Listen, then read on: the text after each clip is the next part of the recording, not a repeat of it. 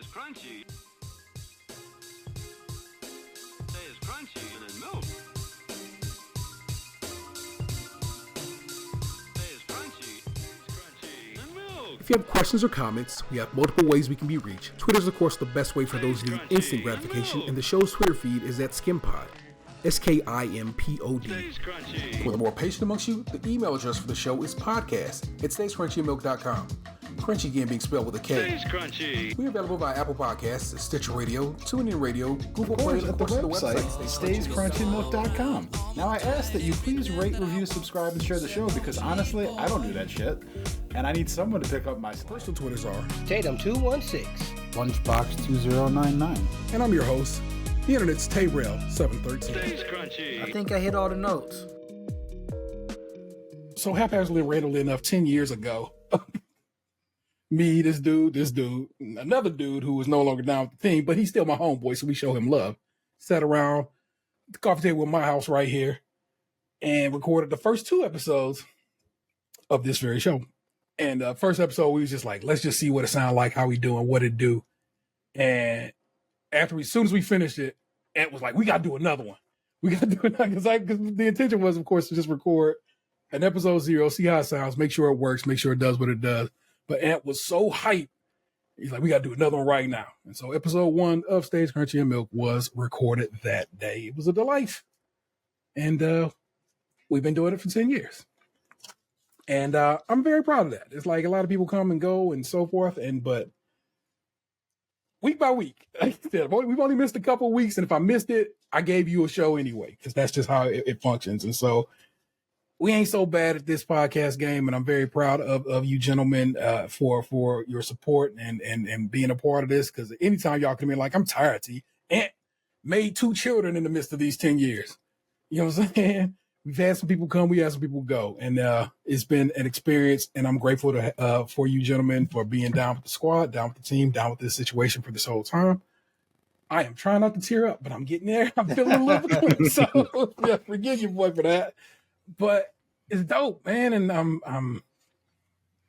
don't know. I'm just feeling it, and I want to make sure I shared that with you, the listeners, and you, my peoples, and our guests this evening as we get to it. I don't know. Normally I give you a little cold opening, but I kind of don't know what I want to chill with. Hey, you got something? Give me something, man. Give me sure. Well, I want to say congratulations to all of us, and like.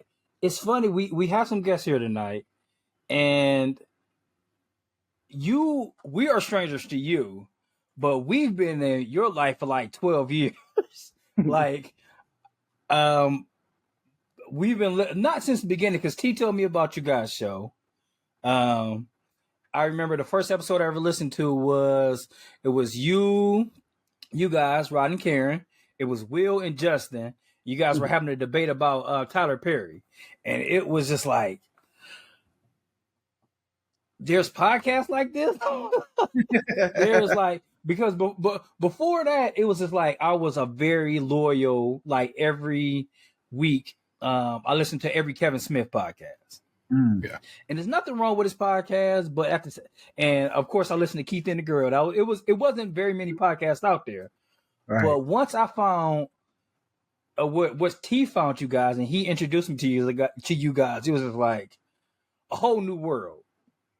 It was just like I felt seen, like just a black podcast, and not just like a black podcast, but like a black podcast where it was just like regular people, and it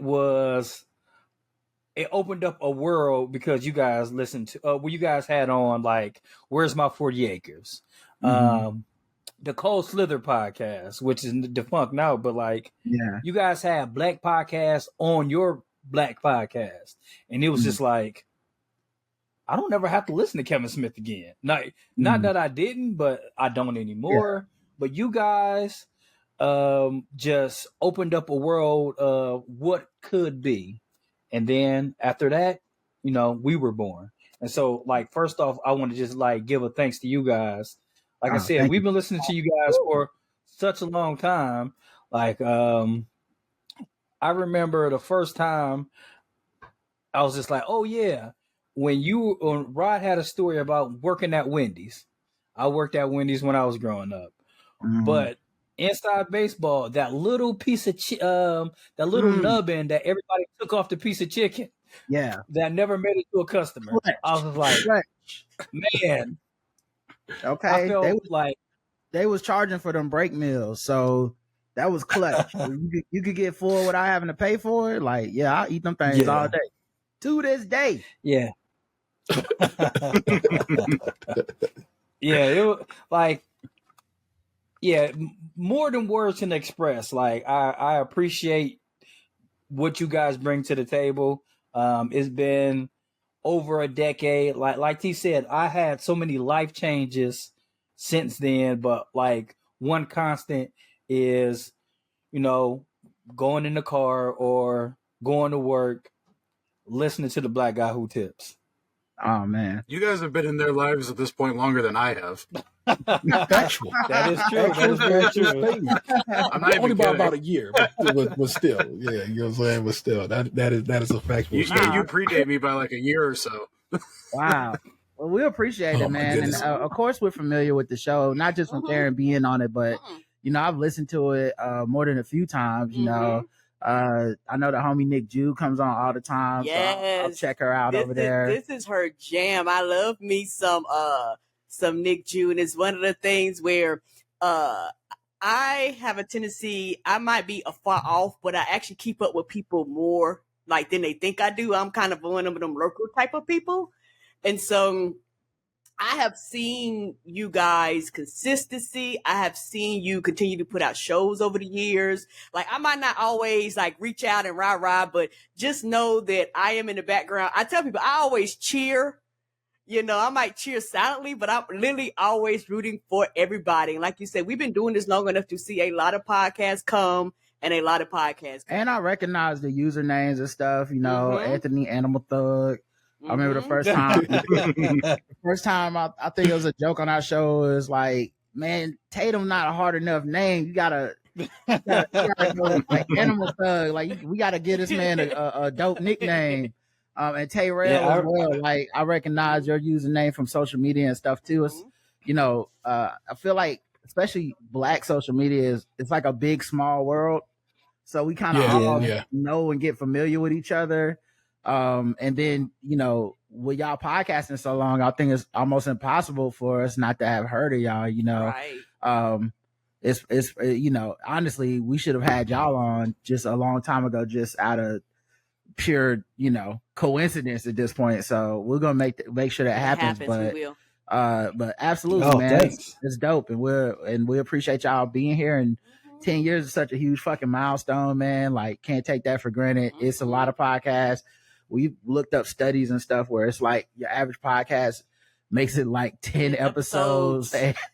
And like podcast, they say if you make it past that, are you going to have some form of longevity? It's a lot of podcasts on the ocean floor. You know what I mean? It just didn't quite make it across the middle passage. So I'm glad that y'all made it. And and like I said, every time I've ever listened, I've been like, oh, this is fun. They're doing good work over there.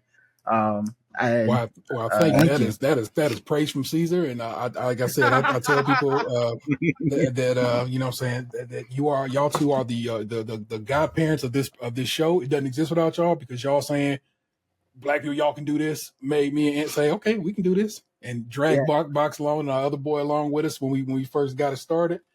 And it just, I don't know. It is something one thing you brought up that is I often forget, but I'm sure we're not the first ever podcast, but we were definitely pioneers of podcasters working together remotely and recording and just reaching out to people and being like, we're gonna find a way, hop on the phone, we're gonna figure this out. We're gonna record this through speakers like pre-Skype.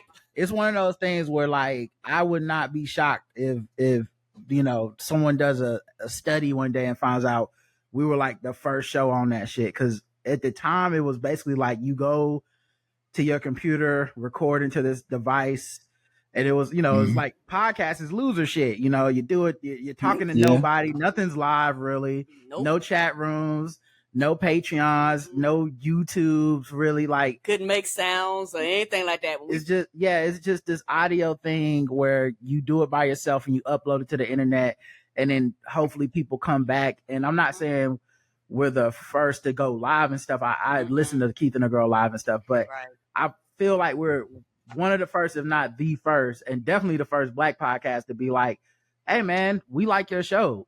Let's figure a way out to be on the air at the same time, and then we'll put it out later. And so I'm glad that when y'all brought that up, it made me think like, yeah, man, I'm glad we did that, because you know, those are my real homies to this day. You know, Insanity Check, that's Chris. You know, Where's My 48? Deidre and Mike and Brandon and Antoine. Like, all these people became my friends through that.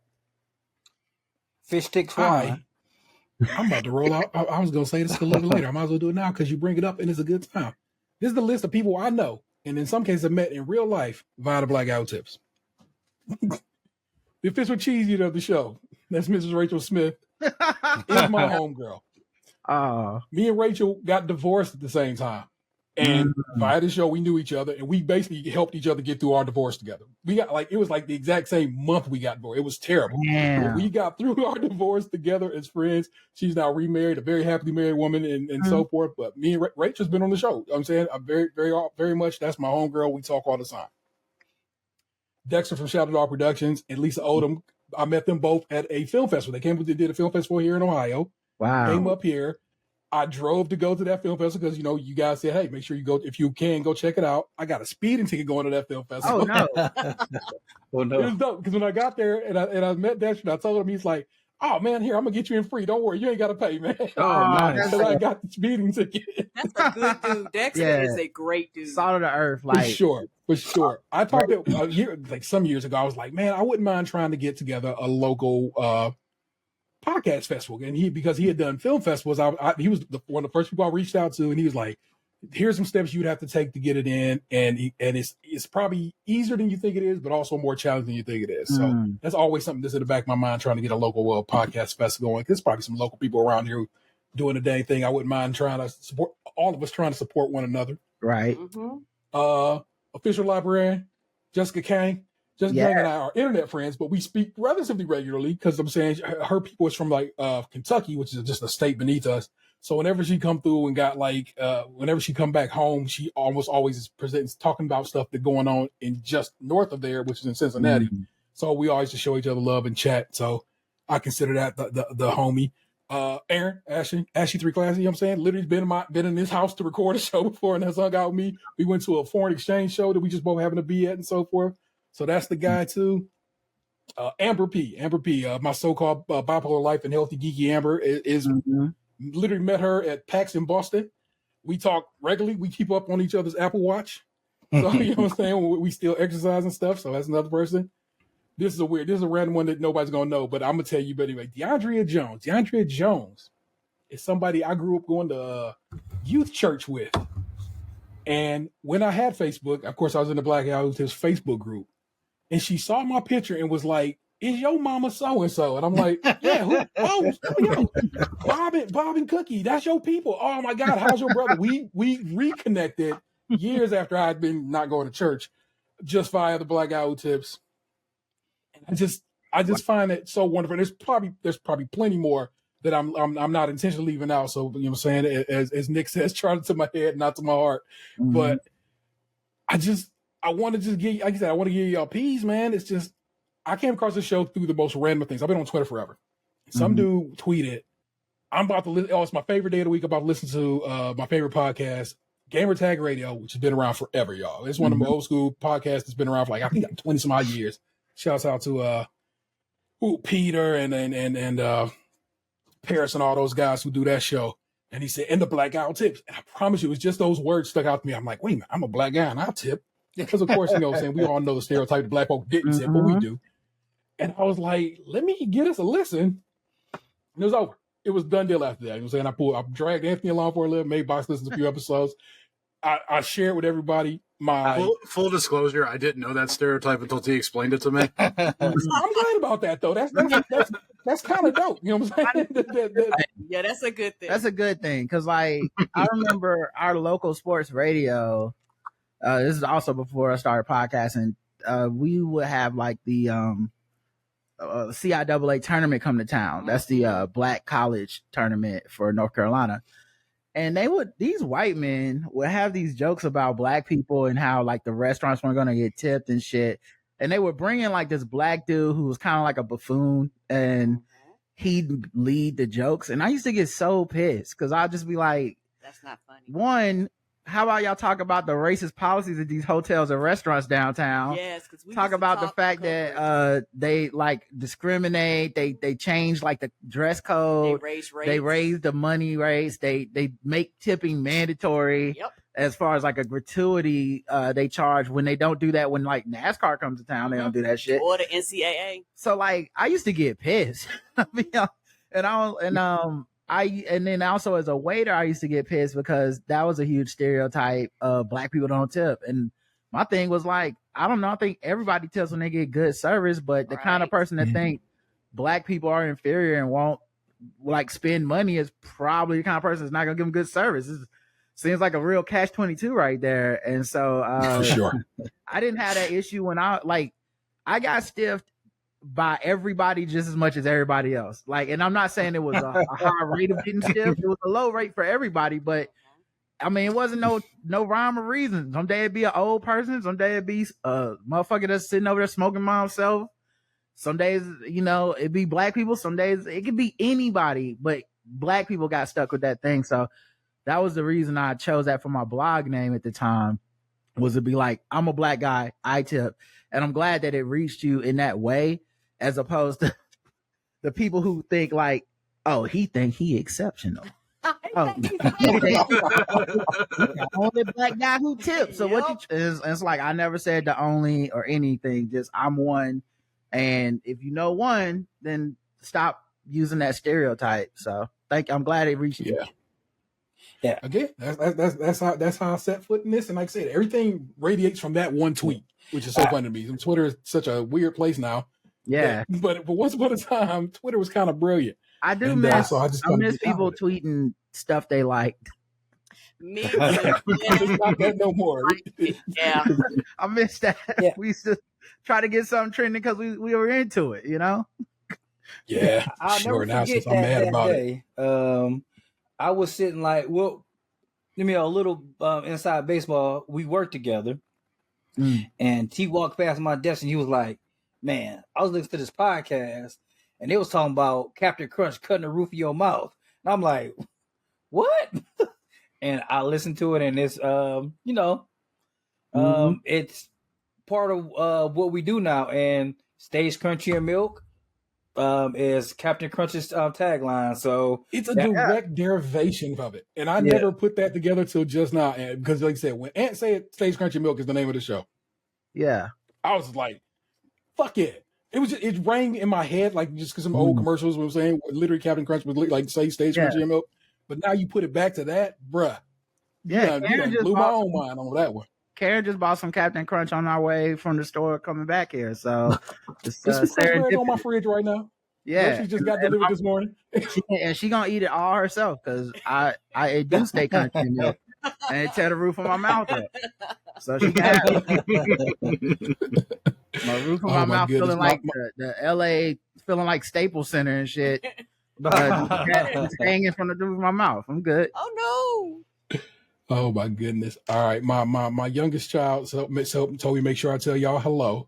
Oh. And my lady told me to make sure I tell Karen, hold on, I want to read it directly. She said, make sure you tell Karen I love her and that she has a kind soul.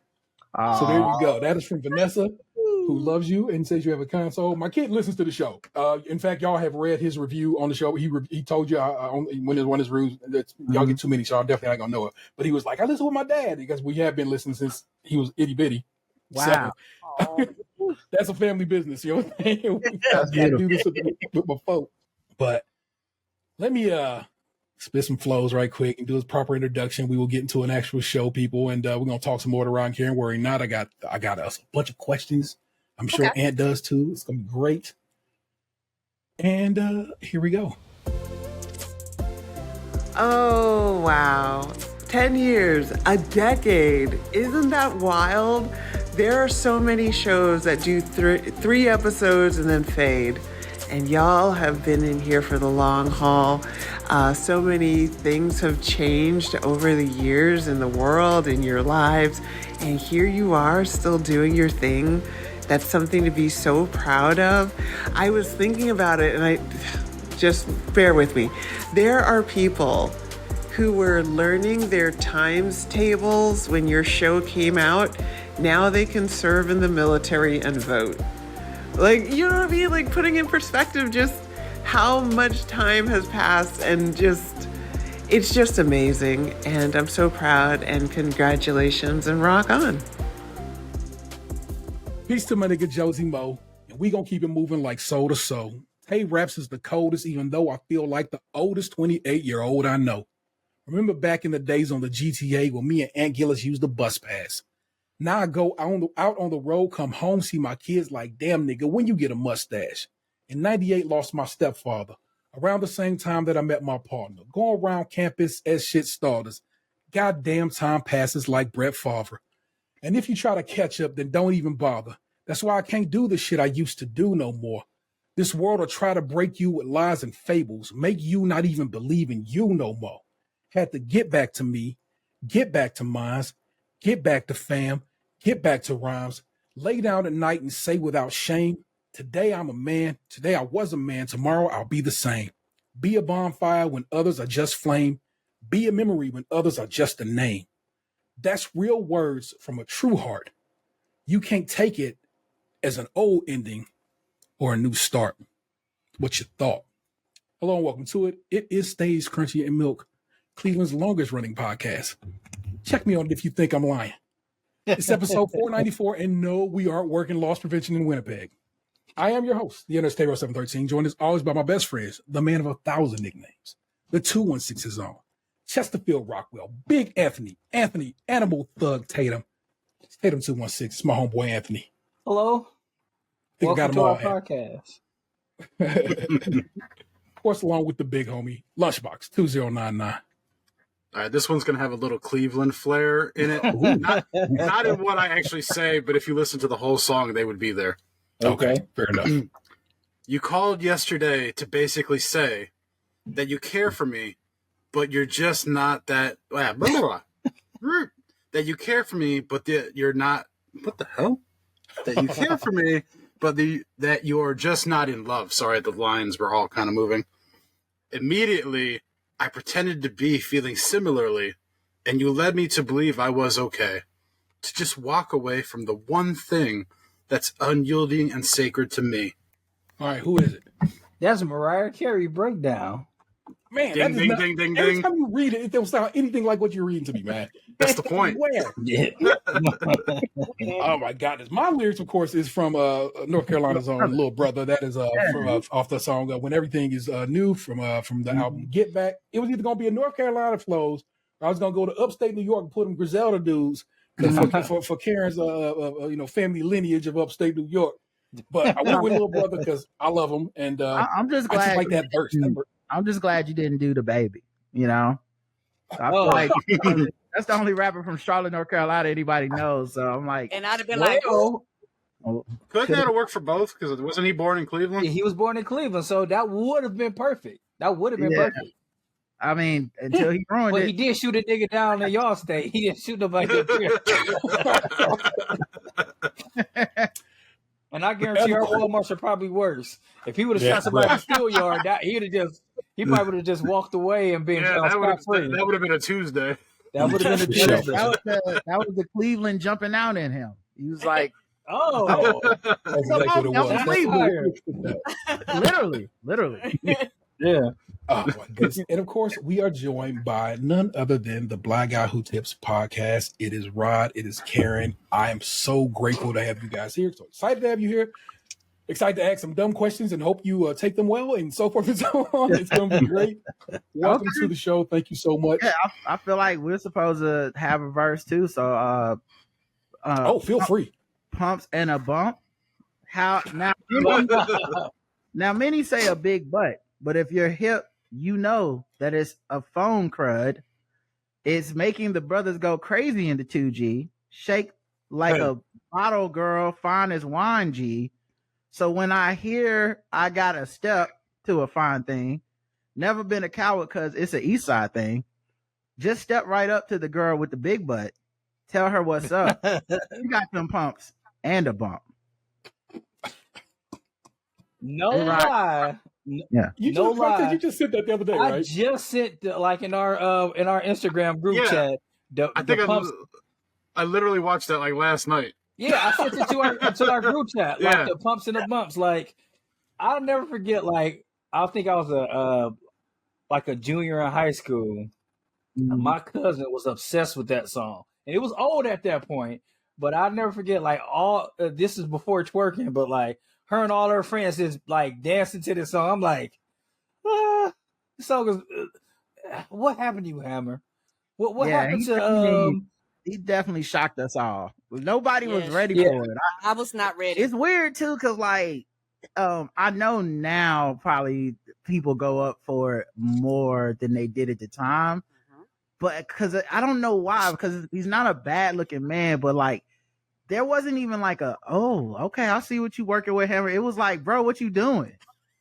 Like maybe because he went from like kid friendly, because he had a cartoon and stuff. Maybe he went from kid friendly to like hardcore selling sex too fast. There wasn't no in between stage, but it was weird that like it wasn't even a reaction of like, okay, like it was a very like, bro, put your penis away.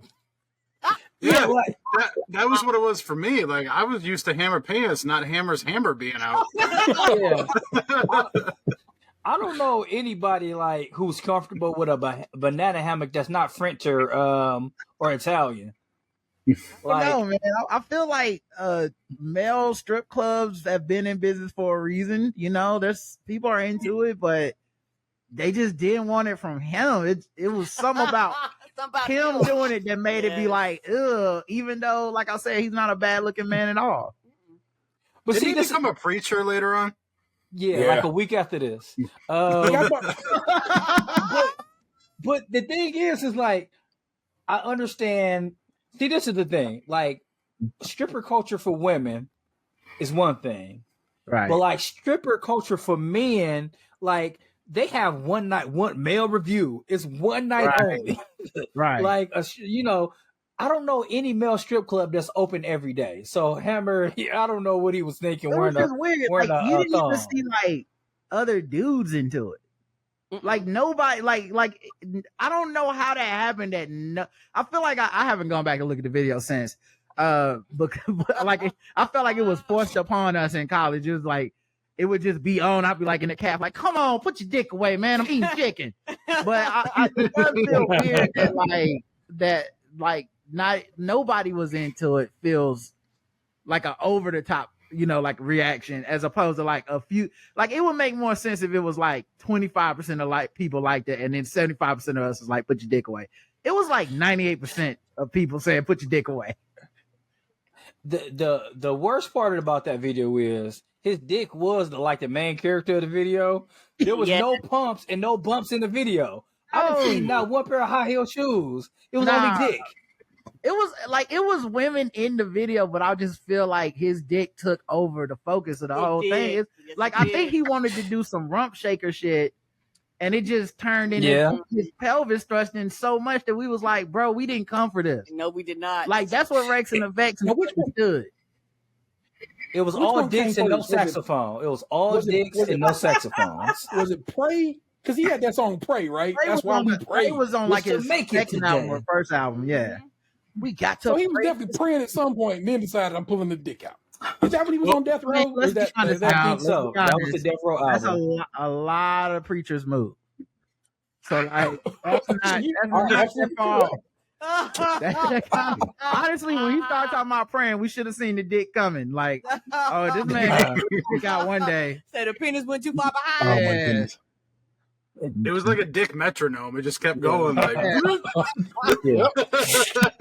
know if it's gonna be sticking, but so far that's the show title, Dick Metronome. Thank you, sir. I do feel like if you go back and look at his old songs and then think about what happened, it all was foreshadowing. Goodness gracious. That's what those big ass pants was hiding. Have you seen her? Where's she running from, Hammer? Hammer, That dick. hammer don't hurt her. Don't hurt him. Like that makes sense. Like it's a lot of songs now. I'm looking back, like you know what, bro? You just trying to tell us. Yeah. If you really look at it, jackhammer is the ultimate dick move. It's just He was like, you can't touch this, and nobody wanted. Yeah, you can't touch this. Yeah, Aaron, I'm telling you, he was telling us. That was my jam. There's a theory that is in hammer pants. You couldn't tell. I'm sorry, what? I said I had me patent leather shoes and hammer pants and shit like that. You couldn't tell me nothing with the best and everything with my Jerry curl. I was so man. hot.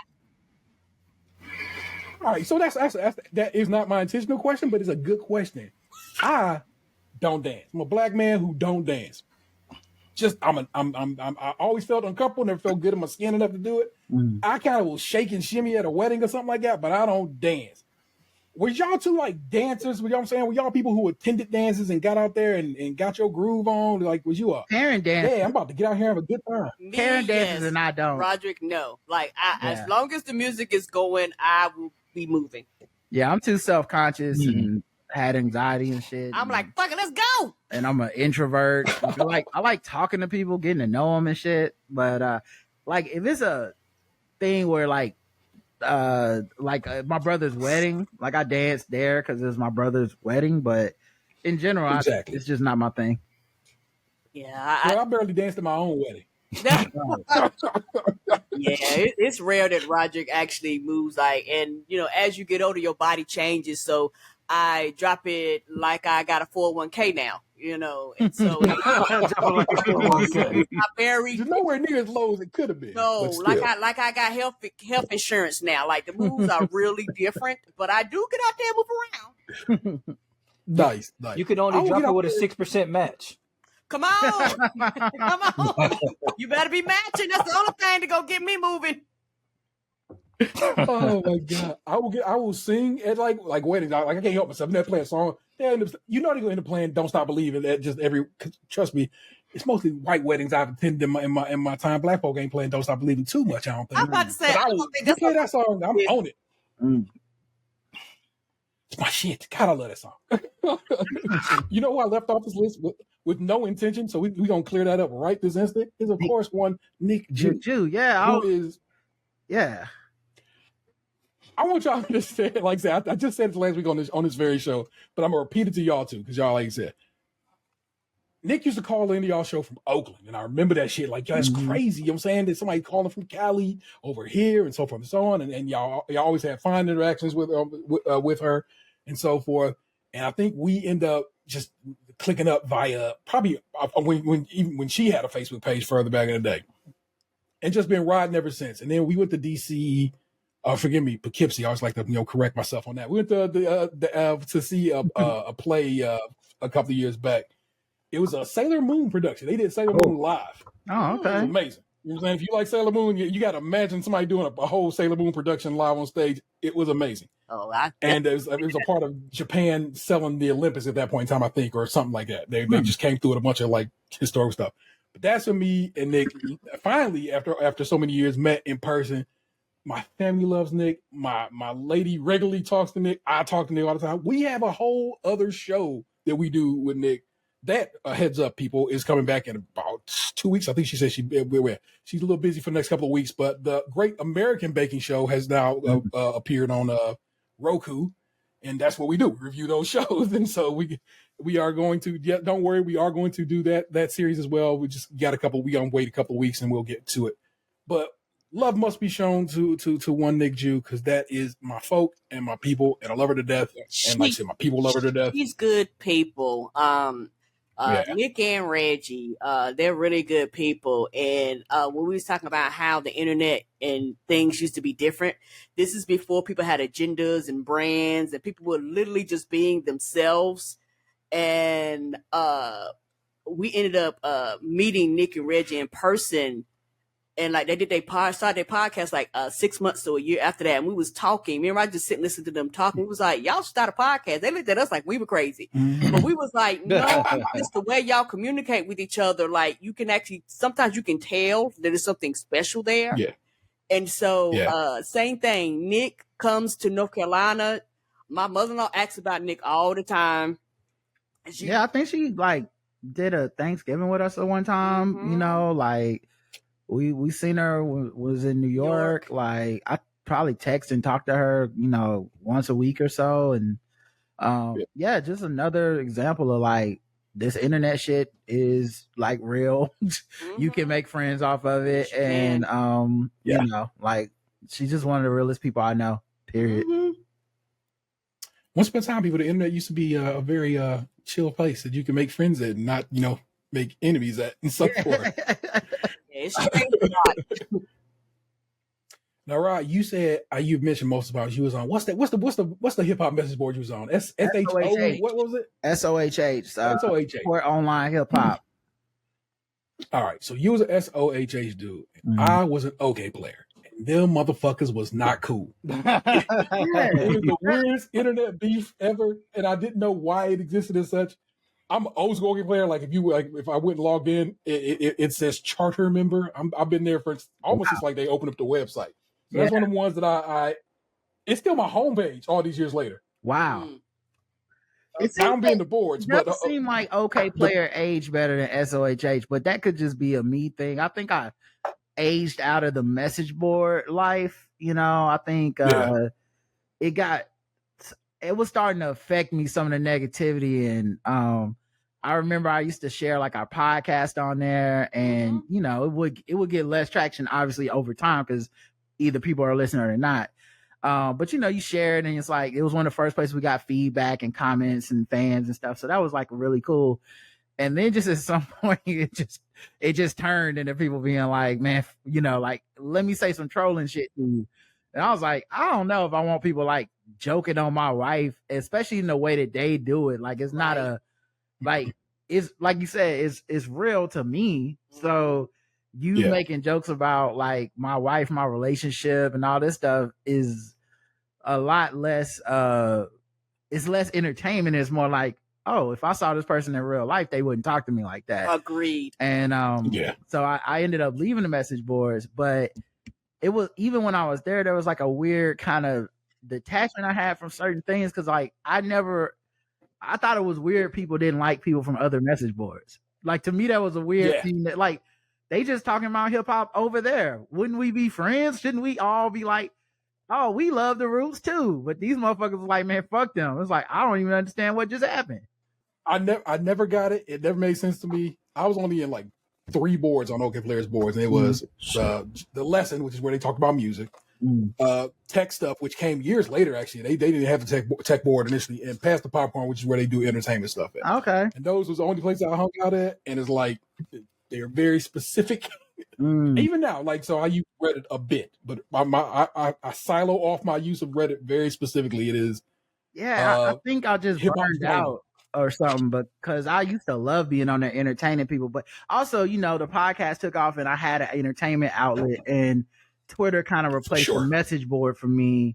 At the time, I was like an early adopter of Twitter, and it kind of like went a little bit viral on there, and it was like, okay, I can't go back. I'm not gonna go somewhere where people are talking shit about me. That's just, who the fuck is? I'm not a masochist. Why? You know what I mean? So like, it was like I would just stay over here with these people. And what's funny is I feel like Twitter turned into the message board. It did Eventually. Like it was just a matter of time until that shit turned into like a lot of people roasting each other and going in. So maybe it's just the humans that are the problem, not the medium. Humans are the problem. That is a factual statement. All right, here I'll hit you with some of my questions I actually wrote down here, and that is, of course, where did y'all two meet, and how long, like, was y'all with each other? If y'all was like, oh, this is a forever thing. This is the person I'm going to be with for the rest of my days. Me and Roger have known each other since elementary school. We actually grew up in the same neighborhood, not too far from each other. So we went to the same elementary, same middle school. Well, they called them middle school, the junior high school, same high school, and actually same college. And so, you know, we kind of have been with each other throughout the longevity of our lives. We met on the bus. I guess if you like were writing a movie and you needed a meet cute, it's probably us on the bus. You can't sit here. Yeah, she saved me a seat. Yes, and I was adamant about that. And the bus driver would tell people, "Don't you sit there."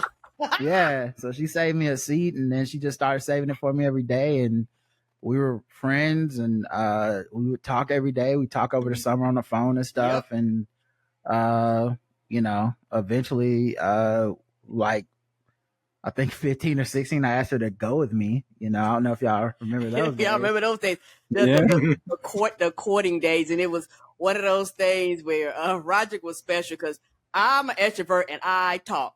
And I mean, I will talk a motherfucking building down.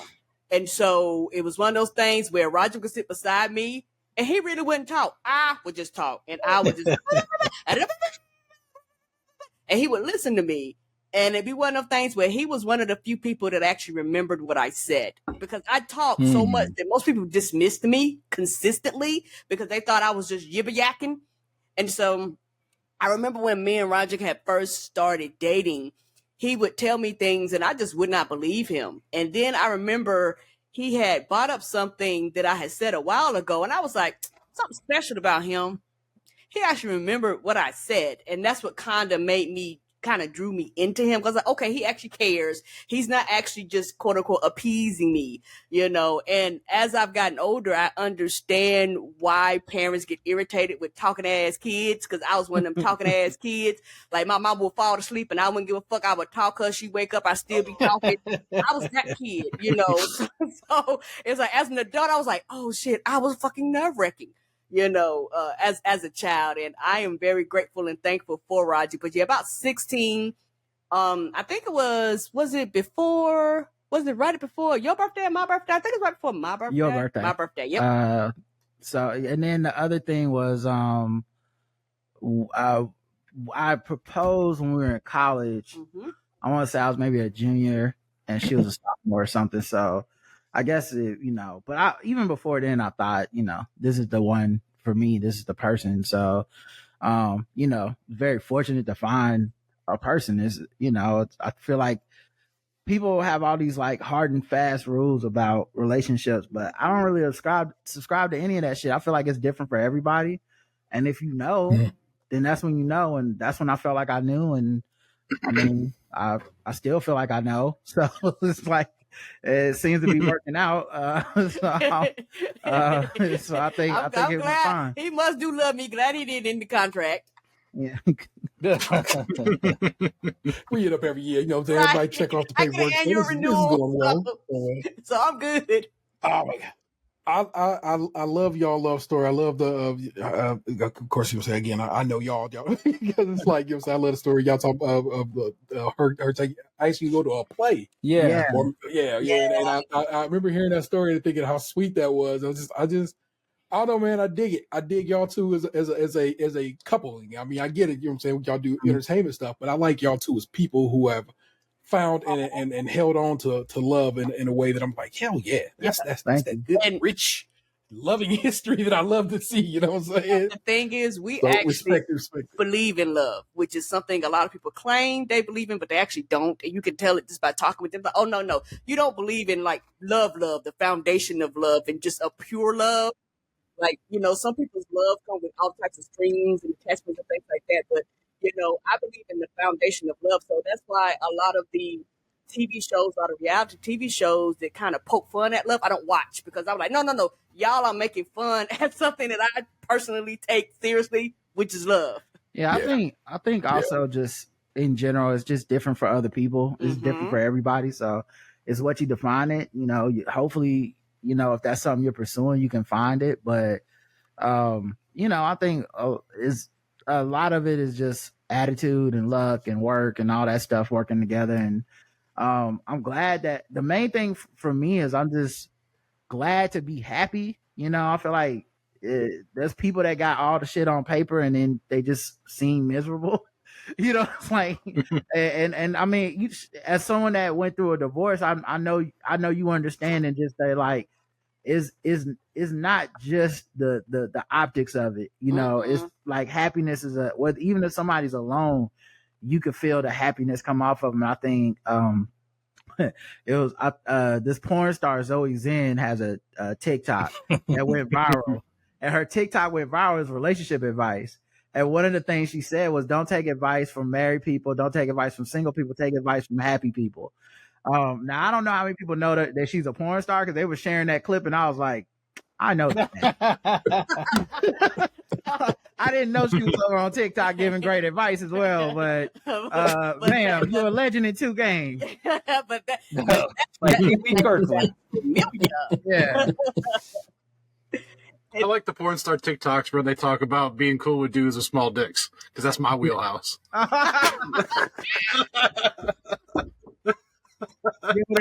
Dick rating.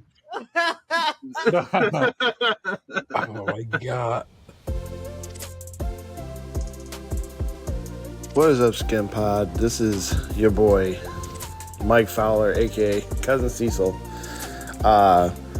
Just wanted to tell you guys congratulations and a happy 10 years of the Stay Crunchy and Milk podcast. You guys are doing some excellent stuff.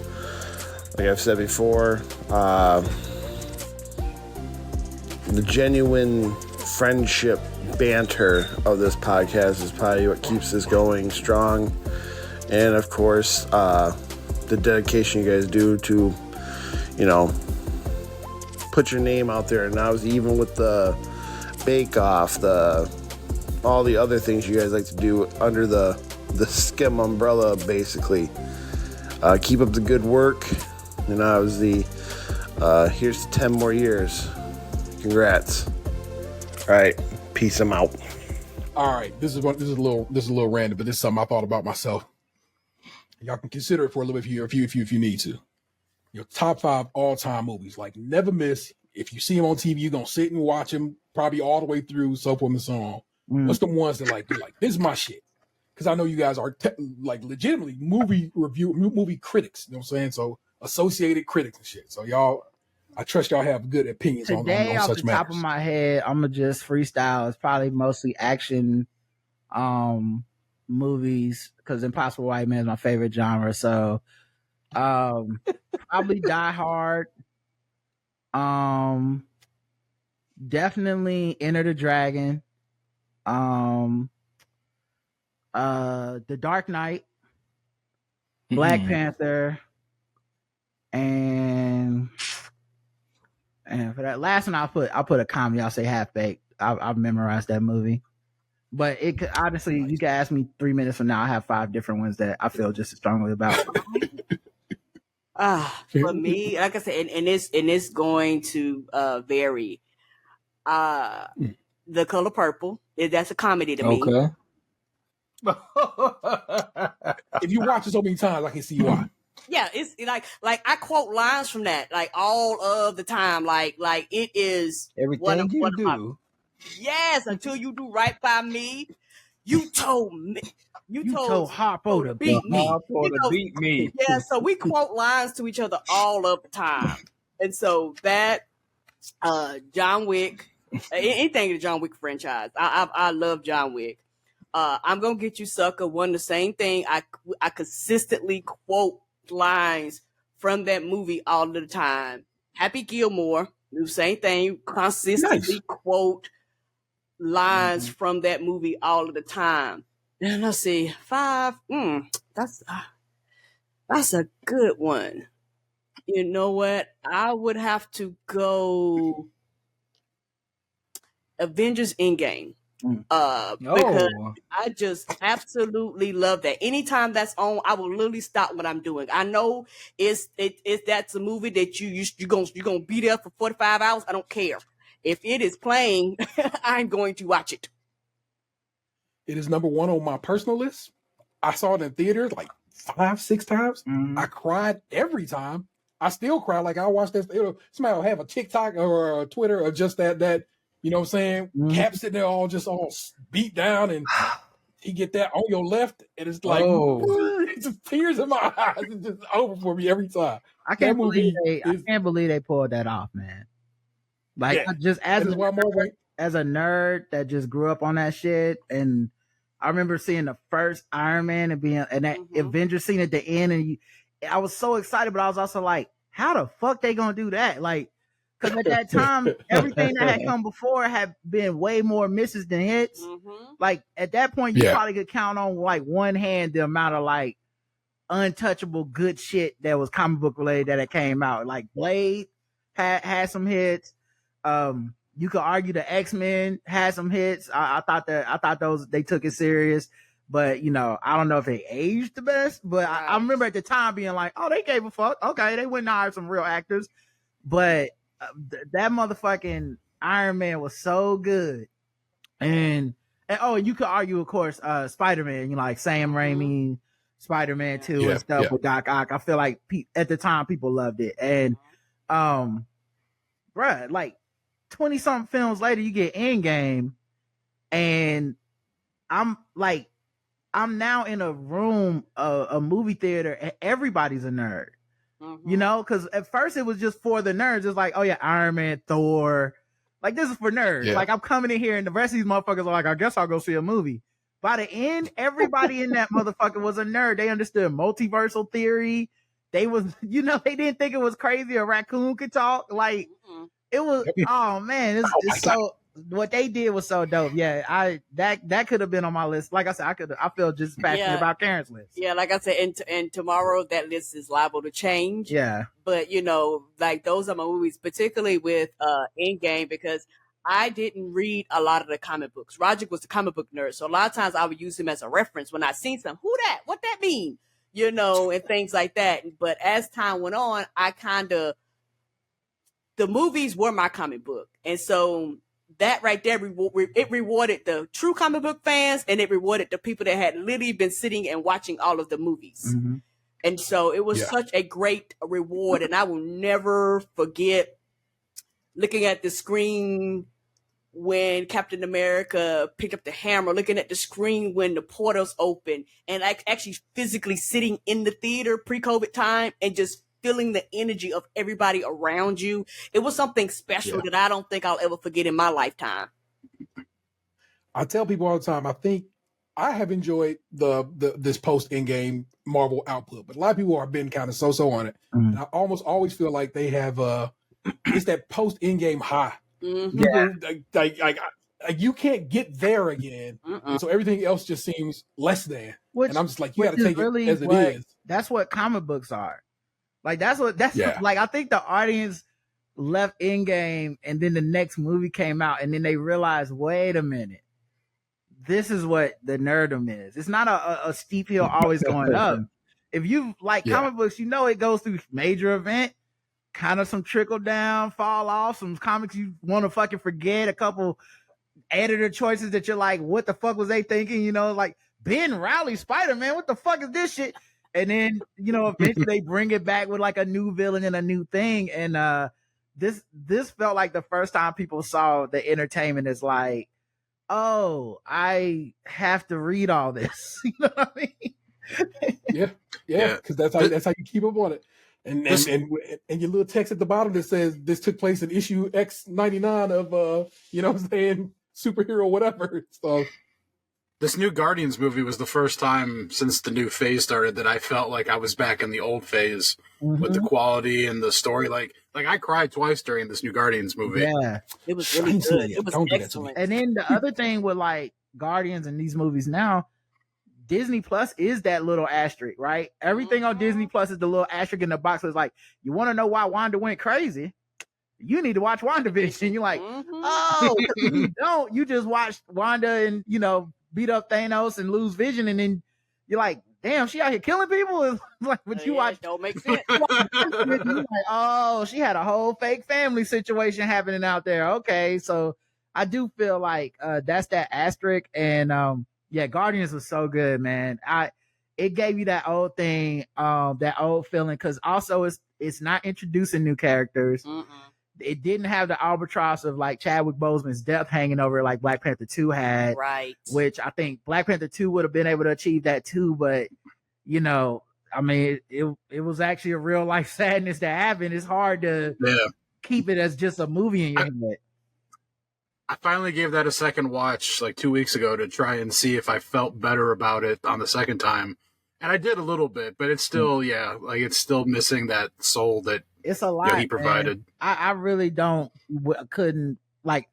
I have tremendous respect for Ryan Coogler and that whole production because it literally felt like an impossible task. Like the day I heard he died, I was just like, well, I don't know what they're gonna do. You talk about the heart and soul of something he was, and so but yeah, Guardians was the first one that really could just be a comic book movie.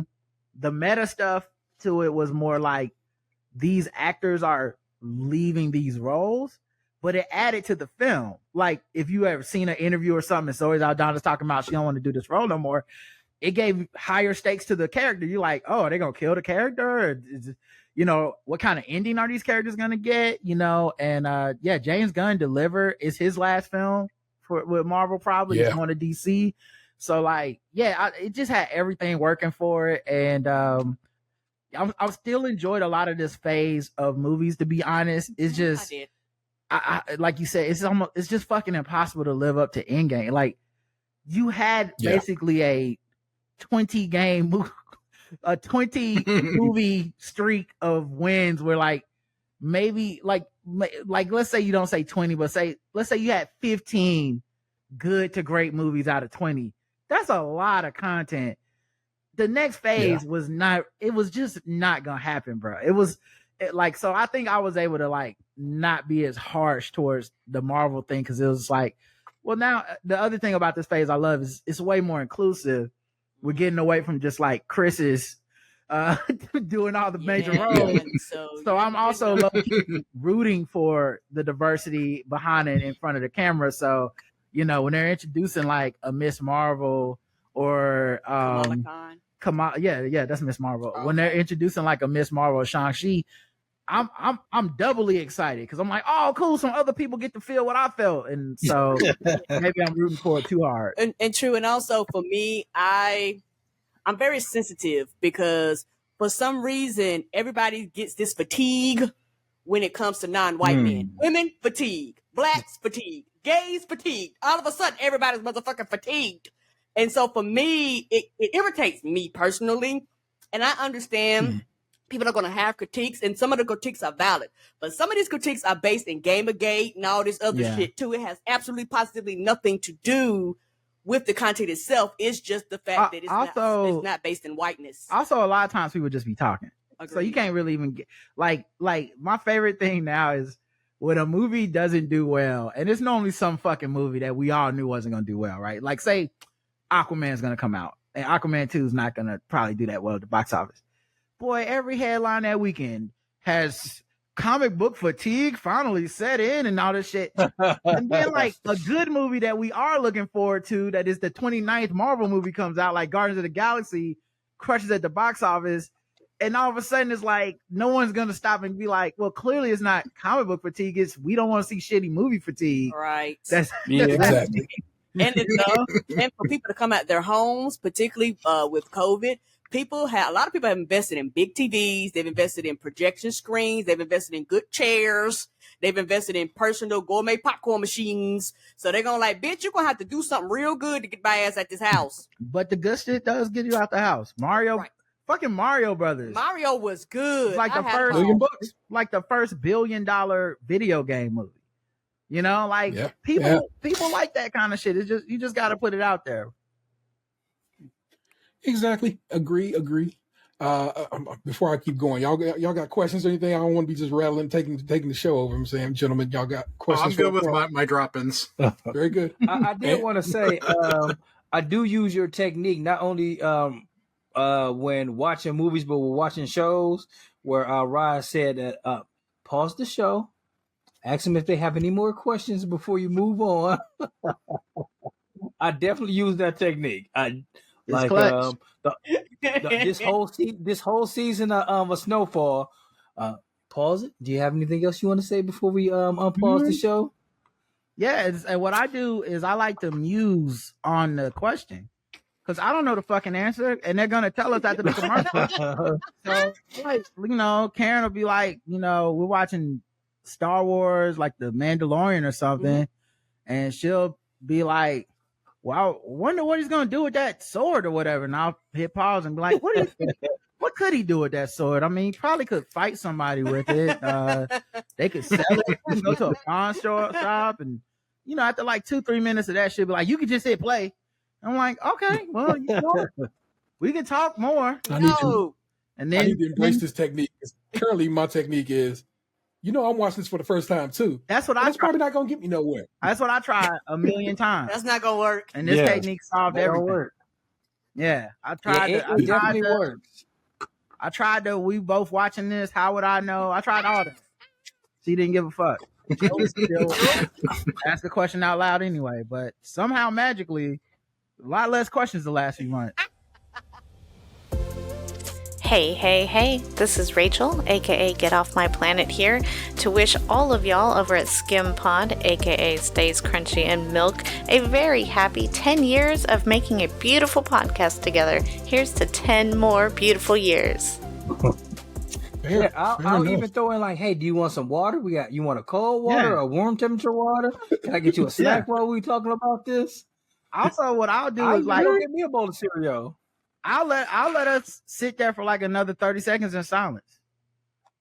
Like she's just looking at me and I'm just looking at her like, and then she'll be like, you can hit play now. And I'm like, all right. Oh, okay. So. I was just making sure. This one I didn't even write down, but now I'm thinking about it. How many streaming services do you actually have? And how many do you go the distance and say, I'm paying for the commercial free version? We have pretty much all the streaming services. And we do commercial free. I hate commercials. And the only trying to think I don't think we play for commercials on any of them, but we also don't have like YouTube TV or Hulu with live or whatever. It's all like Hulu, no commercials. I don't know if Netflix has commercials or whatever the fuck tricky shit they doing. Like my thing is like my time is valuable and you got me, okay? Right. I don't like being annoyed. So if you just gonna I'd rather cancel your shit than watch the annoying version of your shit. Like I used to have Hulu with ads and every ad was a fucking political ad that was like only germane to me. And it was always like Republican ads because that's who got the money down here. Mm-hmm. And I'm sorry, bro. They would go back to back sometimes and be like, woke Nancy Pelosi is supporting that. I'm like, God damn, man, I just want to watch fucking Family Guy. That's it. Yeah, I as soon as Hulu with no commercials was an option, I immediately jumped on that one. So that's been the thing I ride out with. The one that literally changed my life, and I know that seems so strange to say, but Netflix, what was called YouTube Red at the time, and now they call it YouTube Premium, I think. Yeah. Mm-hmm. No commercial on YouTube. The greatest thing ever. Yeah. It's worth it. Yeah. It's worth it. Especially if you have a podcast and you want to play like a clip. Because every fucking podcast I listen to don't pay. Most of them don't pay for the shit. Mm-hmm. And they always have to do that thing where it's like, oh man, I'm going to show you this clip where such and such crazy thing happened. And it's like before they hit play and the first thing is, like, woke Nancy Pelosi. I'm like, see, you just gotta pay. Pay that money. If I could pay for the news services, there was one place to pay for like news articles. Yes. To not have ads in their videos, I'd pay that shit too, man. I'm good, bro. Here's the money. Stop trying to make me buy shit. You got my money already. Well, YouTube became unwatchable if you didn't pay for the free version. Right. There were times like I pause it to go to the bathroom. I'd be gone for 10 minutes, come back. Hit play, and then because I was gone for too long, they're like, you know what? Here's an ad for your trouble. Yeah. Then when the ad was done playing, as soon as you come back, you get 3 seconds of the video, another ad. Yep, the word. Yeah. Just useless. People pay for your just if you can get it, if you can afford it, pay for the non-commercial version. It's better for your soul. It's better for your mind. Yeah, I wonder if people in real life think they hate a TV show, but they really just hate the experience. You know what? Mm-hmm. It's like, man, the American Dad's not funny. I'm like, it's not funny if every 3 minutes is an ad. Yeah, I agree.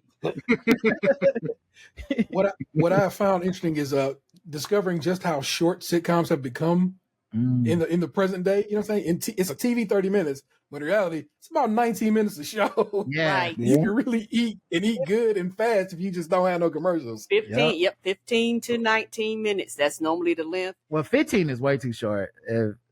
For network anyway. Because Oh, that's right. That's right. For you got to streaming, fill it's 30 different. minutes, but yeah, about 19, like 22 to 19 minutes is about where you're gonna end up. Yeah, it's kind of ridiculous and also kind of interesting. Like, oh, okay, because this is how you sell me commercials. This is how you sell me beer or whatever else you're trying to hustle me on. So I get it.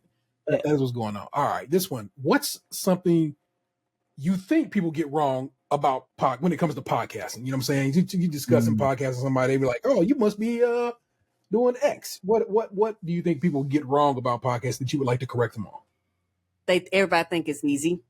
That's the number one thing. Everybody, most people do not realize that it's hard work. Everybody thinks you just turn on the mic, start talking, turn it off, and it magically appears online, and it magically appears on YouTube, and it magically appears all these places. That and everybody thinking that the people that produce it have zero cost.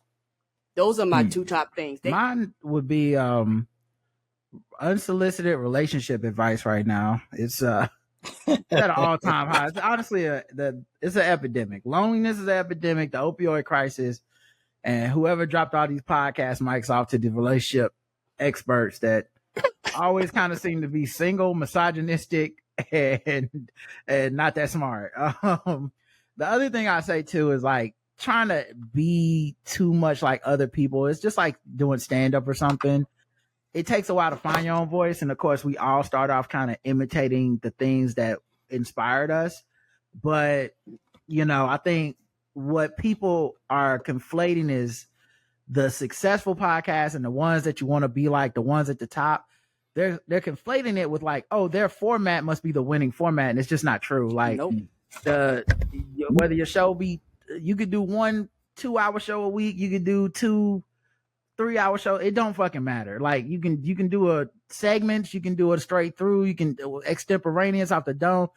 No one has the perfect formula. The only thing that matters is what feels cool to you, and then you can kind of refine that for you. But I think that's the main thing. Whenever I see people talking about podcasts and advice and classes, they always present it to people like there's a formula, and most of them imitate like radio or like This American Life or something that's already probably much more produced than your shit, much more popular than your shit, and has money behind it that you're never gonna have.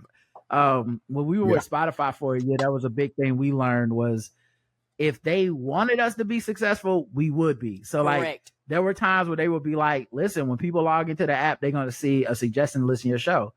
And our numbers would jump tremendously. Like we would be like, what the fuck happened that week? Oh, okay. That was when they did that promo. And when they weren't doing the promo, the numbers would go down. So it's kind of a self-fulfilling prophecy, right? When you see these celebrities sign these huge deals and they're like, the such and such show is the #1 podcast on Spotify. It's like, cause they wanted it to be. Right. You know, like, they weren't going to let Meghan Markle fail after they gave her $100 million. It was everybody was going to log in and I don't give a fuck what you was listening to. It's going to be like, you know what else is good? Meghan Markle, you know? Meghan Markle? Yeah. You know, go good with the Breakfast Club. You like Meghan Markle. Yeah. So I think that's what was happening for a lot of people. So those would be the things I would advise. Oh, good stuff. My kid wanted me to ask y'all this: Coke, Pepsi, or Dr. Pepper? Coke. Yeah, Coke. As I sip on this Dr. Pepper, which is kind of like a Coke. It's kind of like that is his beverage of choice. He's a Dr. Pepper young man, but he always wants me to ask, like, either, hey, you know what I'm saying? Like, Dr. Pepper is like if Coke like went and visited his cousins for the summer and came back with an accent, you know, and braids. Not bad. Yeah, and braids. Like, when you get these straight backs. What you been doing down there in Atlanta? You know? Oh my goodness. All right, this one I wrote all the way out, so I'm just gonna read it direct from the screen, and we'll get into it. Sword ratchetness.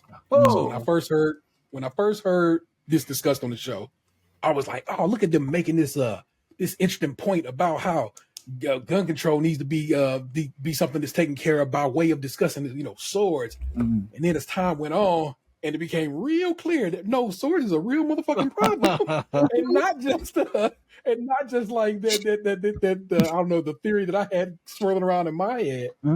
So when did y'all like, yo, we got to talk about this sword situation? But also, what's one of like the illest ones y'all remember that you was like, yo, that one was a wild sword situation because you got so many. Man, I came up with the segment. I think I just set up like a Google alert, but I don't remember the first time that I realized it was a problem. Like I think it started as a joke about gun control, which was, we're never gonna have gun control. We don't have sword control. And the joke obviously parallels. I mean, at this point it's fucking ridiculous, but 10 years ago it wasn't as bad as it is today, but it parallels to like how people talk about guns, right? It's we're not even asking people to get rid of swords. We're saying, why don't we have like fucking training or classes or safety or laws or like a federal, like the fact that you can go to Comic-Con and buy a sword that will kill somebody is fucking crazy. That is a weird thing. I feel like if we were like 200 years ago, we'd be like, of course you can't do that. Right? We like before the gun was invented, everybody was like, yeah, that's fucking stupid. You can't just go cop a sword at a fucking nerd convention. Are you fucking crazy? But now it's like, yeah, of course, that's not a gun. It's better than a gun. And so that was the first thing. And then the biggest or worst ones, I think any involving matricide, like any of these motherfuckers that kill like a family member with a sword, a mom, a dad, those are always the grandma. ones I remember that one. Yeah, because it's like I be feeling bad for these parents and shit, because it's like, your kid is not the kid that need to have a sword. Every article is extremely clear on that, because it's never like the first thing you do. Like killing somebody with a sword is like the 99th fucking infraction. You know what I mean? So are like swords like the Florida man of the weaponry world? Yeah, absolutely. Yes. Absolutely. And so like those ones are some of my like worst ones. And then anywhere two people have a sword is also like, what the fuck is happening there? I think mine when they have multiple ones. When it's like they had a gun and they had a knife and they had a sword and they had a switchblade, and I'd be like, what is happening here? And then I remember one that took place on like a military base, and I want to say he killed multiple people, and we just was making jokes about him like he must have been a ninja.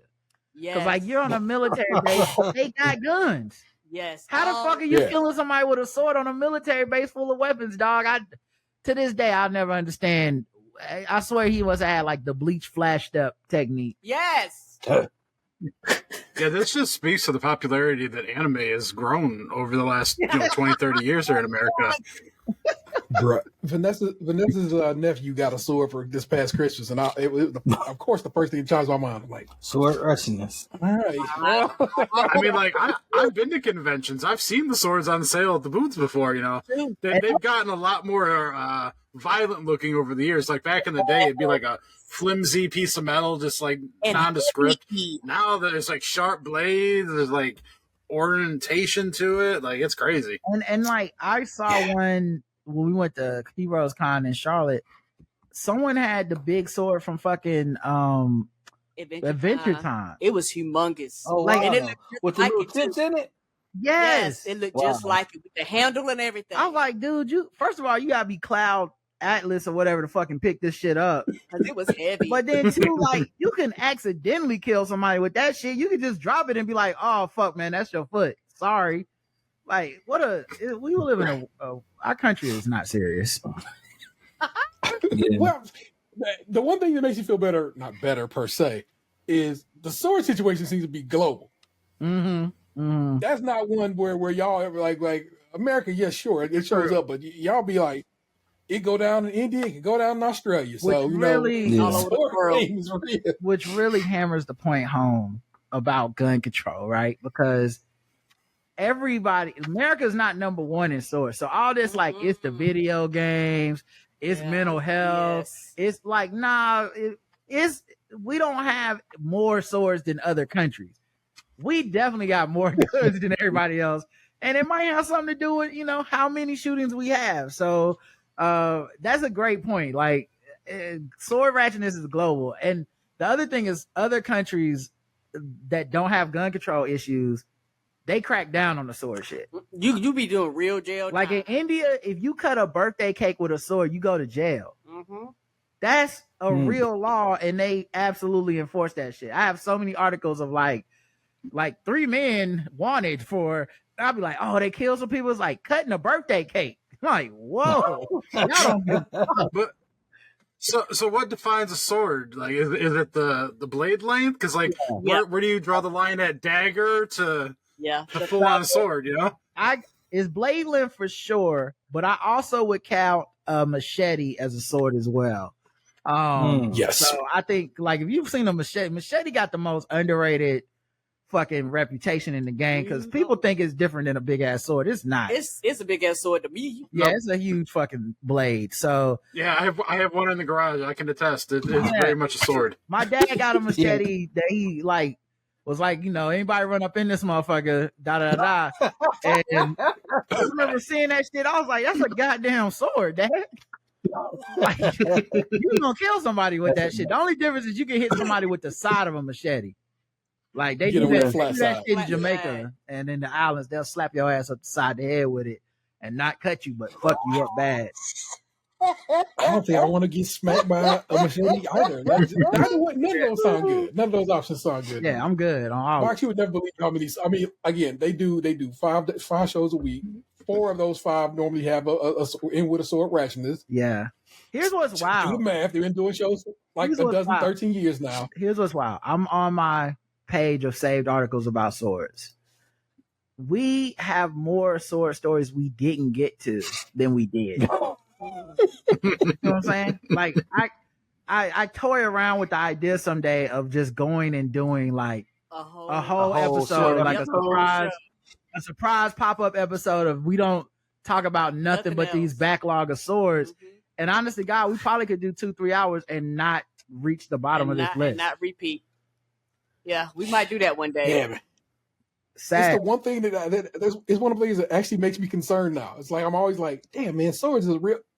It went from being like, oh man, interesting point of view, but like, no, swords is a problem. And sometimes with my Google alert, I just delete it. Like I don't even go look every day because I'll be like, we have 90 sword stories we're not getting to, so I'll wait and I'll only cover like the major ones or the interesting ones. But you know, it's like I really be happy on the days when like the whole list is just full of stuff like people using sword as like an allegory or a metaphor. You know, like put the such and such to the sword, or you know, birth control is a double-edged sword. I'll be like, oh, cool, nobody got killed today. That's nice. Oh my god! Maybe we need to start making people take fencing classes and whatnot to get a license. Yo, that's the point. Yeah, that's literally the point of the whole thing. I'm with it.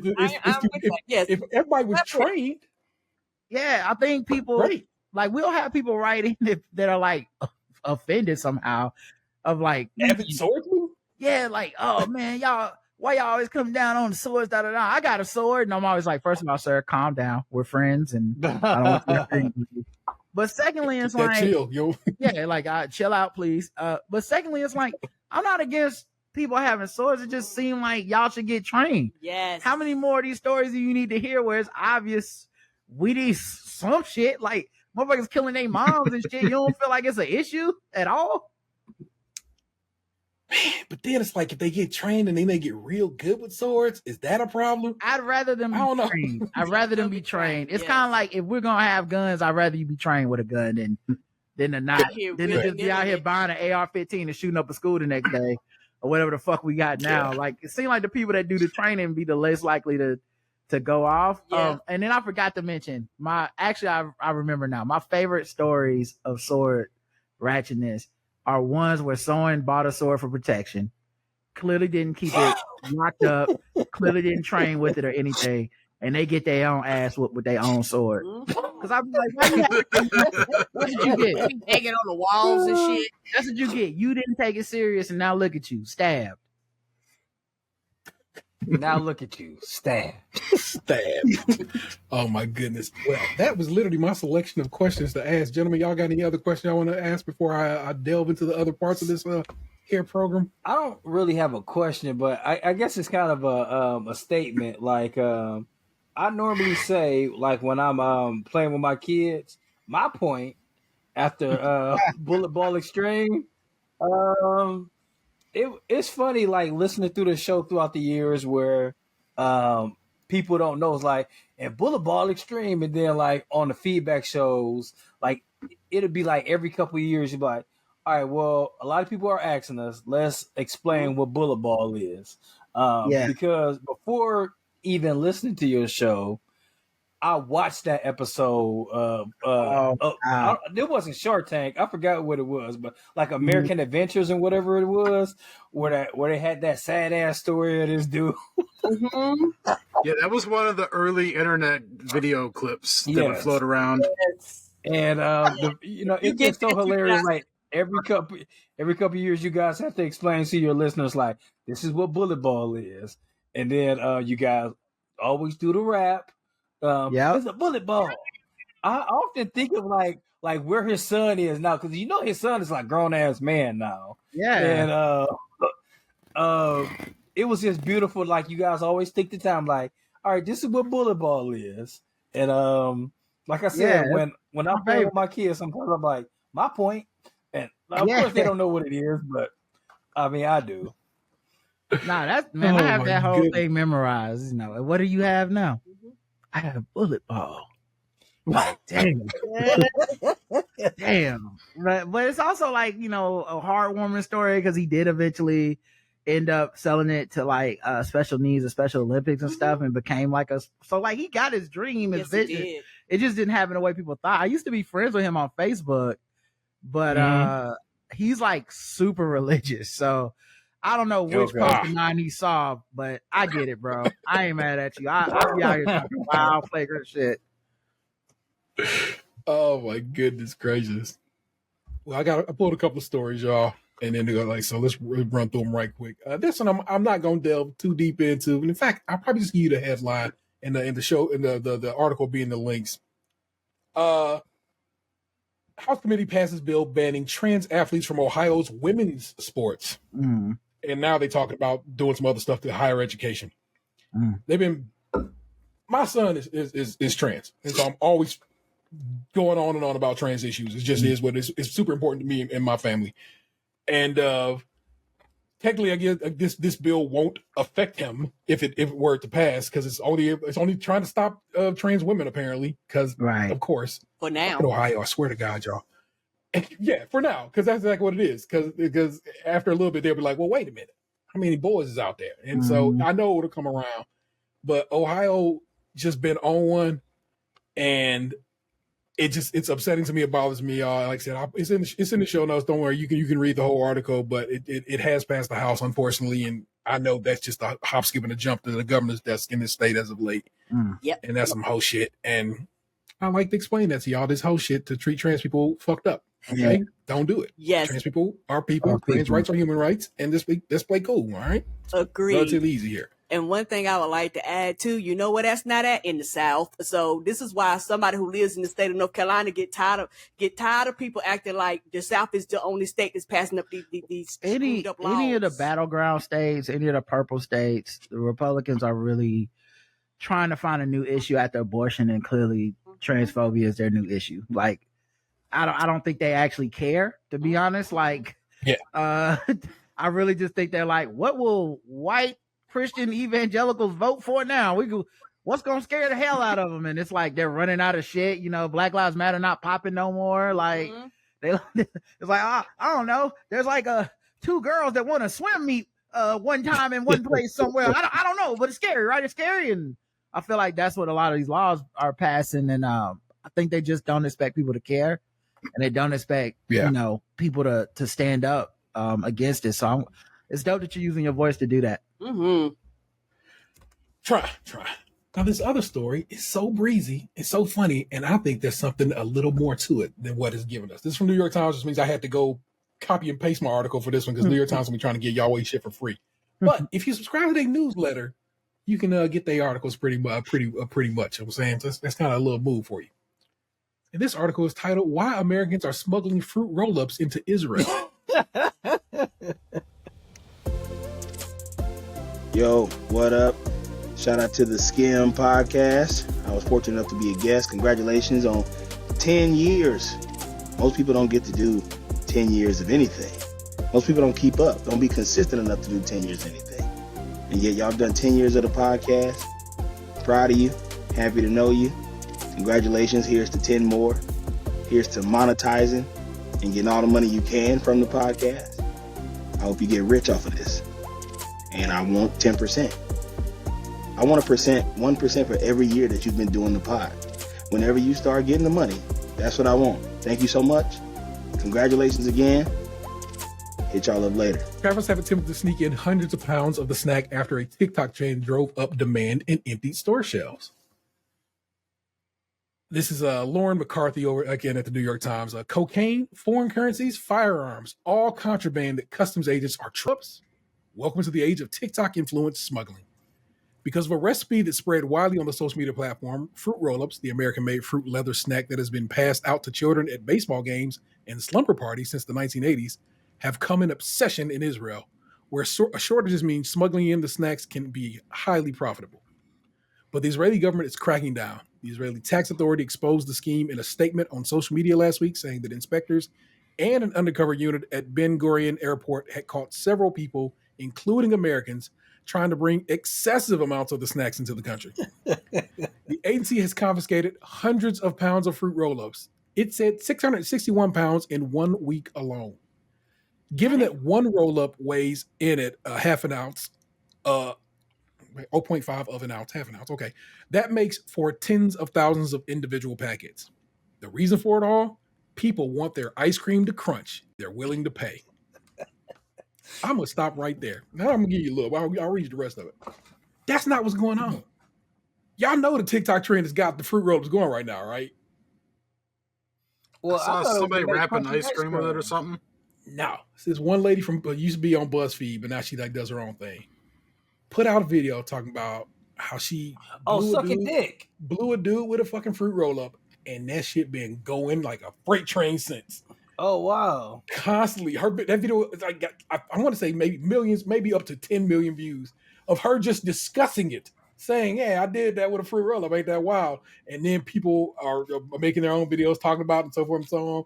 People sending their ladies boxes of fruit roll-ups and so forth and so on. I feel like we need to I remember my brother told me a story about where he was getting head and he had the girl put his dick in a pouch of Pop Rocks.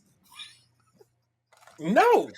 No, I understand. No, because at first it's like it felt good, but then a Pop Rock got in my head and it popped in there and it was over with.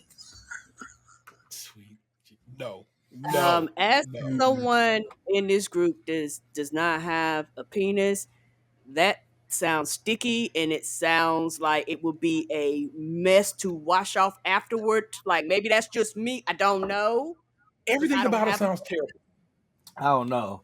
That sounds like it's worth the price of admission to me. Like, I mean, a little sticky dick don't stop no show. A little sticky dick. I don't know. So I don't know if I like that one at all. But there's no way people were like, I want my crunchy. That's not what's happening here. Like I said, the other trend that the New York Times is, of course, not going to mention is what's really popping here. But of course, they can say people love wrapping their ice cream and fruit roll-ups. No. So what do the comments say? Because the comments is where the real America lies at. Oh, see, I don't even got the comments on this. The real voice of the people. Yeah.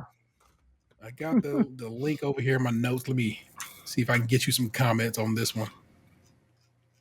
Let me drop down. No, New York Times don't got comments on this one. Okay. Yeah. Oh, no. 76 comments. Let's see.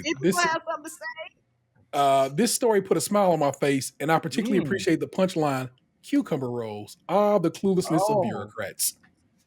There you go. Oh, because he know. See, that's a guy who knows. Let me see. Well, couldn't we get around the embargo by selling like dehydrators?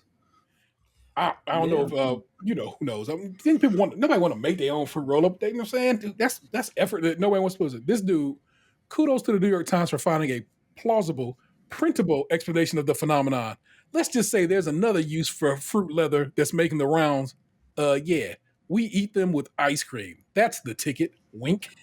See, if you know, you know. It's basically what I'm trying to tell y'all. That's the thing though, because like the Trader Joe's version or like the extra like I would say crunchy version, them rolls is too thick. Yeah, you're not wrapping them thick ass fruit leathers around the dick. You need the aerodynamicy of a fruit roll up because they nice and thin.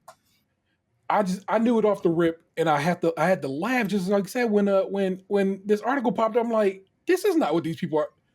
No one is smuggling 661 pounds of fruit roll-ups to put them in the freezer with ice cream. No, right, pounds. But they will do it for this weird, like I said, this unusual TikTok trend of blowing people with a fruit roll-up on their dick. No, I just. Wait, so who's organizing all of the fruit roll-ups coming into to India? Is there like some sort of fruit roll-up? I'm sorry, Israel. Is there like a fruit roll-up cartel, or is this like one guy with like a buoy plane, like fucking like the tailspin, just bringing fruit roll-ups in? It seems to be that somebody somebody probably just got people and put them on. It's like, yo, we ain't got no fruit roll-ups over here. And people is looking for them. Can you come through? And they're like, yeah, I can come through. And now they come through and the TikTok trend is people sucking dick with fruit roll-ups or the ice cream with the fruit roll. Which one is it? The ice cream is a trend. Was a trend. Okay. The current trend, and it just keeps popping up, is like I said, her name is Kelsey. I can't remember her last name. Kelsey DeRoe, I think is whatever. She down with them Try Guys too. She gets down with them. Nice lady. Okay. I enjoy her work. She always talks about her life experience and so forth. A fun time. And like I said, she was not joke. She was the first one to put this on, and I laughed at it. It's like, that's so silly. Because in her TikTok, she's like, well, I had my friend over and blah blah. This is what happened, and look what he sent me. And she pulls out like an industrial size box of fruit roll-ups. Basically, the wink, wink, nudge, nudge, and it took off like a shot from there. Like I said, her video and has the wink, wink, nudge, nudge is that she gave him oral sex using fruit roll-up. Correct. Is that the? Okay. Because it feels like Snapchat behavior, not TikTok. I'm just like, what's going on with TikTok now? I feel like they don't let you get but too sexually explicit over there. That's the point. So she knows what she's doing. And her point of discussion. Let me see if I can find you, Kelsey. See, I don't believe it if I don't see it. Like, I feel like it's all like you just like fruit roll-ups. You know what I mean? Like, you could have did that with a box of Annihilators. That don't mean anything to me. But if Tiana Trump is sucking people's dick on Snapchat with fruit roll-ups, then I believe it. I would believe it. Then I'm like, okay, it's happening. This is a thing. But the reason I bring this up is because news shows love to turn TikTok into the boogeyman and be like, children are making NyQuil chicken, and you find out it was like one video and nobody's actually doing it. Oh, okay, come on, guys. NyQuil chicken. Her video currently has 27.8 million views. 3.7 million likes. Here, I'll play. Did she explain the process? Like, is she wrapping it like a chicken leg? Like, is she just putting it in her cheek like a baseball player with like some chew? Like, what the fuck is she doing with it? Here, like Roby fingers. Laura Govan, the mother of Gilbert Arenas' kids, was asked on a red carpet about her secret to oral sex, and she said it was chewing gum. And I was like, how? How's there not a follow-up question? Like, you can't just say that. Like, I'm just picturing a bunch of fucking chewing gum stuck in somebody's like pelvic region. What is the process? How do you get it out? I don't understand. Do you chew it first? What's happening? Is it going in the dick, on the dick, in your mouth, only in your mouth, on the balls? Like, there's a lot of fucking questions, man. You can't just say that and then walk off to the fucking event like nothing happened. Does she maybe like chew it a lot? Maybe it gives her a strong jaw situation. That's what I'm saying. Like, what is the? I think it's like the this is what happened to our country when we let journalism fall to the wayside. Okay, because I was raised in an era of who, what, when, where, how. I'm trying, and yes, the fact that you didn't have any follow-up questions to something as controversial as the secret to great head is chewing gum is just disgusting and That's why Good journalism. that's why Trump got to power. If you think about it, Journalism has ruined blowjobs for everybody. All right. Yeah. If I can get this to share, give me just a second. I will allow y'all all to hear this situation. Let me see. Entire screen. Share system audio. Share. Let me know if that. All right. If you can see it, I know it'll work. That's the go for. And let me know if I'm gonna push play. Let me know if you hear it. Y'all ever taken a fruit roll up and put it around a and then give it a because I did that last week and it was the most fun I've ever given. And then tell me why this just showed up on my doorstep from the guy that I gave the to. He got the 72 box. Damn. From right there. I mean, from like I said, that video right there. That is hilarious. And that became the trend. I was saying, so fruit roll-ups have had a moment this year. First part was, of course, the wrapping ice cream and fruit roll-ups. People were like, oh, it's got a good texture. The second one was just freezing fruit roll-ups, and then people was fighting about if fruit roll-ups had plastic on it or not, because people was just eating them hoes straight to the face. So much so the fruit roll-ups had to make a TikTok account, and then again, yes, fruit roll-ups definitely have wrapping on them. The only way people are not having wrapping on them is if they took the wrapping off. Yeah, because Giannis, they gave him a fruit roller for the first time, and he straight bit that bitch like Rye eat a Kit Kat, and it was he ate the plastic. He's like, no, you got to unwrap it first. I thought they were wrapped in around paper. No, it's like this thin little bit of plastic. It's kind of waxy, saran wrap, and it's clear. Yeah. Yes, to a degree, it's actually kind of got a little whatever to it.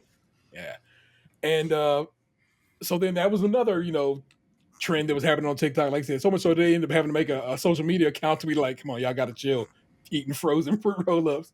And then we arrive at this, and of course, the New York Times is writing about it, and they have to write about it in a way that can pass muster with the New York Times and not be like this lady over here blowing folk with fruit roll-ups. So, based on what she said, I'm going to assume that it made the experience better for her.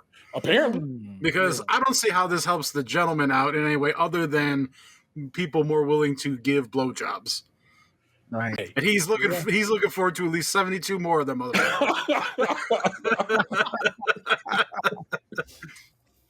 It was the dumbest news story, and I just had to. It also feels like some shit I'll be afraid to get addicted to. Like now I gotta have fruit roll-ups every time I want to get head. That's crazy. Now you're constantly watching Fat Kid deals to see when the shit go on sale. I just feel like to pull out the fruit roll-ups when your girl come in the house feels like a weird move. And don't have no kids. Your baby's I'm like, oh, can I have one? You can have this. You gotta fight your kids over. There's a lot going on here that I'm suspect of.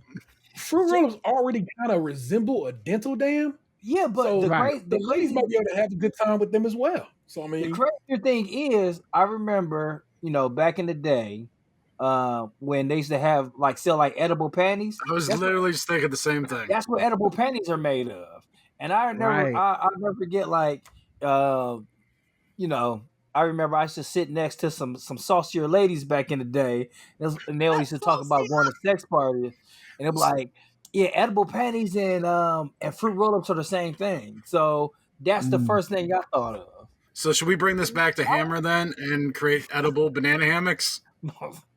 Yeah. They could be banana flavored. Instead of pumps in a bump, it'll be punch in the bumps. Punch in the bumps. Mm-hmm. Holy smokes. Yeah, I think also I don't think it's good to have food products, especially high in sugar and corn syrup, high fructose corn syrup. I don't think that's good to have around a vagina, because a vagina is very much like having a pool in your backyard. Where you gotta work out the pH balance and cleaning it, and for real though, there's a lot of things that can just throw a vagina off, and everything go wrong. So I don't know why you would just be sticking sugar up there thinking there's not gonna be consequences. That's pretty ridiculous. But everything that's what about it has always, it's never made sense. Look, the notion of, because you always seeing like, oh yeah, we brought some whipped cream to the bedroom. I'm like, did you? Yeah. Because this just seems like a yeast infection waiting to happen. It's all Yeah, like you're gonna get a UTI. But that's when it comes back to TikTok, because I just watched a TikTok video today where a guy was cleaning the pool, and the first thing he pulled out is a pH balance stick. He put it in the water and he checked it beforehand. So Like a pool seemed like a dope thing to have until you realize you got to maintain it, And I think there's a lot that happens with vaginas, man. And our, the medical industry, the sex industry, people don't really respect the vagina, man. There's and the professionals, they are trained in this. People not, taking it serious. A lot of stuff can go wrong with you just throwing shit in there, like because you think it seemed like a good idea. You ain't ask a doctor or nobody. You turned it more from a pool to a cauldron at that point. Exactly. We're gonna be making beer down there. You're gonna be making fermenting shit because you don't know what the fuck you doing. There's a whole app where, like my partner, she uses this app where it's all these different soaps, and it's like which one is good for your pH balance and one isn't. And it's like you just take your phone and you just like, oh, I can't use this soap. I can't use this soap. Right. And it's like a scale from 0 to 100. They definitely haven't done that with fucking candy products. There's no website for us to know what candy is safe to throw in a vagina. So everybody, stop it. Stop. Be serious, everybody. Stop playing. Not gonna unleash like a new STD in Israel that we never heard of before. It's gonna be like, oh man, you ain't heard about motherfucking Fruit Loop herpes? Yeah, you get Fruit Loop herpes. You can't get rid of that shit. Stick them up. This is going to break the whole lollipop dick industry down to its knees, because there's hundreds of different dick lollipops out there, and like you go to it, like if you go to a women's bachelor party where it's like, oh, we got dick headbands and dick lollipops, and like, it's just gonna break the whole industry to its knees. We're going through another recession, people. Yeah, a lot of times they sucking on those with their mouths, and so they don't really put them That's in the nice areas. ones. That we know of. This is I'm talking about the after party, Karen. Like that's where everybody. That's from 9 to 1, but from 1 to 3, you don't know where those lollipops going. And see, I'm old, and back in these, my ass would be at the house, so I'll be missing them parties.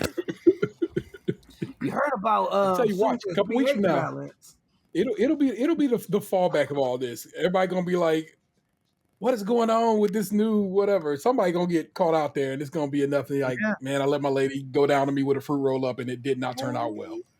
Y'all know what? You know it ain't real until you hear the ATL orgy has done it. That's when you know it's a man. Oh my goodness! Elon Musk ruined another thing. We not finding about what fruit roll-ups to do. Yep. All right. Well, let me so we don't get too late into the evening here. Why don't we take a nice little detour to the mean streets of Reddit, where each and every week we visit, and we head to the subreddit that is "Am I the Asshole?" I promise you, we was doing it before it was cool, and it's the one thing that makes me mad about the internet, because I'll be seeing people like, I got millions of views. I'm like, I was doing this shit way before y'all. It's bullshit. But nonetheless, we still do it on the show. I read to you all. I give you a selection of Am I the Assholes. We go through it and we decide if this person is an asshole. Let us begin. I got 3 for y'all this week. Hey, what's up, States Crunchy and Milk? It's your homie Chalfie. Just wanted to give you guys a huge congratulations on the anniversary. Really feels like you haven't done a dime, but you did a decade of great podcasting, entertainment, knowledge, foolishness. You guys are an amazing group of people. I'm so happy to have gotten to know you guys over the last few years. Being a guest on your show is just really, really welcoming. You guys are amazing dudes. Keep up the great work. Peace. Real quick. First one is, am I the asshole for not serving alcohol at my baby's first birthday party? The next one, am I the asshole for refusing to help the family of the girl I was going to marry? The last one. Am I the asshole for calling my sister-in-law a disgusting witch? So y'all want to set it off with? I think that last one sounds pretty good. What do you guys think? That is. All right. Before I go anywhere, do you think this person is an asshole for calling his sister-in-law a disgusting witch? I'm going to believe in people. I'm going to say no. Okay. I'm going to go with my brother. I'm going to say no, too, for until we hear for otherwise. Based on just that, would y'all think this person is an asshole? The disgusting witch thing? Crazy, no. Yeah. No, I don't. I mean, I'm sure they're about to explain what they did. So nah. Let us begin. My brother recommended me this sub. I, 22 female, have been with my husband Dominic, 24 male, for 6 years and married for 8 months. Some background info. He has an older sister, Juliana, 26 female, who is very opinionated. For example, she considers me fatty patty. Her words. I'm 5'7" and 130 pounds. And happily, she told me that when I was dress shopping, when my sister, wait a minute, she happily told me that when I was dress shopping. There we go. When my sister confronted her, Juliana said it was just an opinion and not to take it personally. She also thinks my cat is ugly and so on. What the fuck? Juliana is marrying her boyfriend of 3 years, Jerry, 42, 26-year-old and a 42-year-old. Okay. No judgment, people.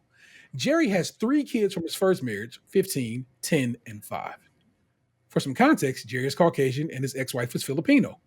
We are also Caucasian. Juliana came to my house uninvited the other day with her parents to discuss wedding plans. As she was going along, she casually says, I don't know how to tell Jerry I don't want his daughters in my wedding. I ask what she means, and she tells me, usually mixed kids are beautiful, but his youngest daughter is ugly. The oldest one is too fat for the type of bridesmaid dress I want. His son is at least a little cute enough to have in the wedding. When I tell you I was shocked, I was shocked. I honestly seen red and said, there are kids for fuck's sake. His kids clearly adore you, and that's what you say about them? You're a disgusting B-word. That's what she wrote, B-word. Everyone was dead silent. Juliana then burst into tears, calling me a heartless fat B-word. Their parents followed her and left. Dominic asked what was wrong with me and how dare I disrespect his sister. I asked him if he had not heard what she said about the kids. Dominic shrugged it off and said, well, it's not like she directly said it to his kids. He has been giving me the silent treatment and says, we'll talk when I apologize. I left to my brother's house. Bro agreed with me and his friends and said Dominic had, wait a minute, bro agreed with me, but his friend said Dominic had a point. My sister-in-law says I'm not wrong, but I shouldn't have stooped to Juliana's level. Am I the asshole? No, you're not an asshole for confronting some racist doing some racist shit. Also, you might have saved these children's lives. Yeah, that one seemed pretty easy. Yeah, I mean, unless she's leaving something out, that I don't see how she would be the asshole in the situation. I think she posted a couple of updates. I hope they're not lengthy updates. That is a long ass update. Sweet Jesus. I hope someone finds that and sends it to the prospective husband to be. Yeah, I think that is what looks like it had gone down here. The last update is not too long. Again, thank you for the support. For the sake of my mental health, I'll be deleting my social media apps. Holy God. Include Reddit. I promise you all I will return when I feel better. I'll be moving into what the hell? No. All right. Well, hey. No, you're not an asshole. And I hope it, like I said, I believe I had read the rest of that. And indeed, she did somebody ended up telling her potential, her brother, what happened. And that got taken care of. The kibosh got put on that. And he was like, oh, no, I'm not fucking with this woman no more. She's about to shit all over my kids. So that was a wild one. This one I found to be just hilarious because it makes no sense to me how somebody could think that. Am I the asshole for not serving alcohol at my baby's first birthday party? The title, we can all agree that's not an asshole, right? You don't serve alcohol at first birthday parties. I always feel funny when I see people at the zoo with the beers, like a bunch of different beers just walking around. Like, You need that to look at a gorilla? Come on, man. I mean, though, you can get beer at Chuck E. Cheese now. So, like, what's the problem here? I think That's true, but they don't make it no better. I think the asshole part comes in for me in the throwing a birthday party for a 1-year-old. Yeah. Like they're not gonna remember that. That's how I that always birthday feel party is for you and your Yes. friends. It's not a secret. Yes. So now I'm kind of on the side of serve some alcohol because the baby ain't gonna do this shit anyway. We the one coming to help give you some gifts for your baby, so you don't gotta buy it. So I feel like, you know, go ahead, throw me a beer. Fair. The title sounds ridiculous. I cannot believe I'm writing this. My baby turned 1 last week, so we planned a little party for him last weekend. We were supposed to have only one party with both sides of the family, but my sister-in-law and her husband live far away. They have not met our baby yet, and the last time we saw them was before the plague. And they postponed their visit for a week. So we had a party with my side of the family, my mom, 2 siblings, and their partners last week. And another party yesterday with my husband's side, his mom, my sister-in-law, and her husband. These aren't even parties. At this point, this is like dinner. As you can see, it was 2 very small gatherings. Oh, there you go. Basically, both times we did the same thing. A meal, a cake. They gave gifts to the baby, fawned over him, took a billion pictures and videos, and we chatted while the baby napped for half of the party. I'm breastfeeding, so I don't drink any alcohol. And my husband doesn't like alcohol much, so he stopped along with me. We didn't even think about buying alcohol for the parties because the last time we brought alcohol was like 2 years ago. I thought the party with my family-in-law went well and everyone was happy until I received a text from my mother-in-law this morning asking me why I didn't serve alcohol and that it was in poor taste to neglect my guest. It seems my sister-in-law is very upset because of me because she thinks that I was cheap when they came all the way to see us and bring gifts for our baby. To be clear, my husband was the one who planned the second party and he brought sodas and juices because that's what he wanted to buy. I don't know why I'm being blamed. The thing is, not serving alcohol for a party is rare and kind of weird. But my family didn't say anything about it, so we went with the same plan for the second party. And before anyone says anything about my husband, he called his mom and asked what the hell was going on and said that they're not happy with our way of hosting. They don't have to come next time. Okay, if they're not happy. I guess I'm asking if we're the assholes because it seems extreme not to have them over again for such a small issue. We can just buy alcohol next time. Edit. Yeah, you should buy alcohol next time. Edit. There are a lot more comments. I want to know this. Here, what kind of corny ass baby you got? They don't even be drinking. A corny ass baby. How my cool ass baby supposed to have fun over here? He's trying to get faded over here. You know what I'm saying? 2 years old, having a good time. You know what I mean? Oh my goodness. My baby's vaping already. What you doing? So like a 1-year-old birthday party is just everyone standing around while the baby just smashes a cake on itself. Like you need like some social interaction. Like babies are if they want to drink, let them drink. Babies are essentially drunks anyway. Yeah, they can't walk, they can't talk. They're fucking smashing cake in their faces and shit, throwing up everywhere. Like, yeah, we might as well be drunk too. I love you, man. Let me just.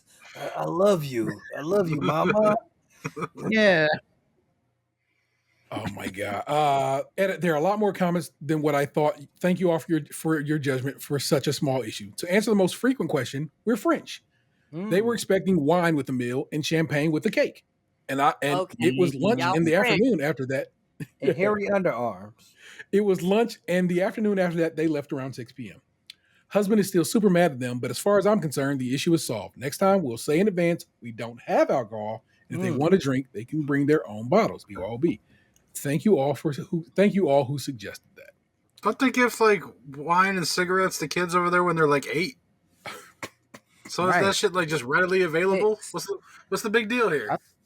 At the hospital, in the nursing unit, is a bar. It's an open bar. They're sitting there getting real fucked up in the cut. Oh my goodness! All right, last one. This one is I don't know. Am I the asshole for refusing to help the family of the girl I was going to marry? Not the asshole. Okay. Yeah, I'm gonna go no. Okay. All right. Yeah, sight unseen. I'm gonna say yes. but I feel like they're gonna give the details that make it a no. All right. You know, because like what I'm assuming is if you were about to marry this person, you met their family and they were cool and you liked them and shit. I can see a whole thing of like, man, people do this all the time. I'm not saying it's right, but you still be cool with the friends and family that you met, you know, through that person.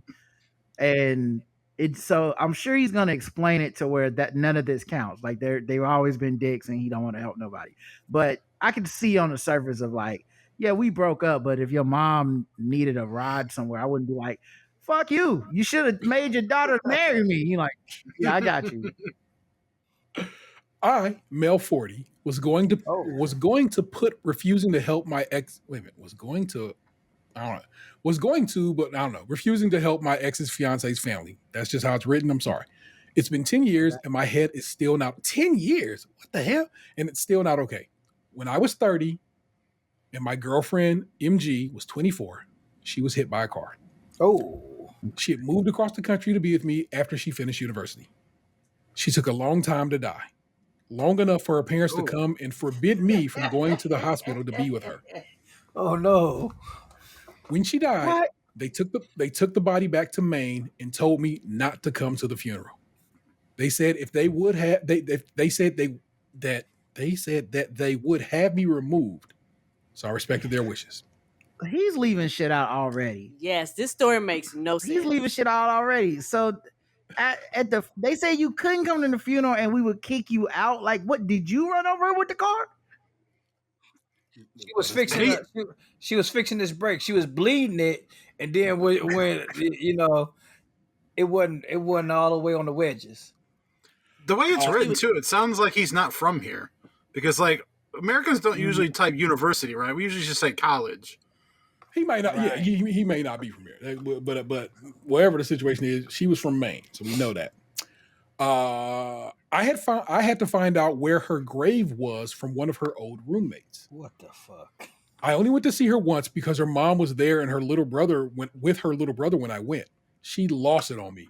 It was my fault that she was in the city far from her family and would not have happened if I hadn't dragged her to California.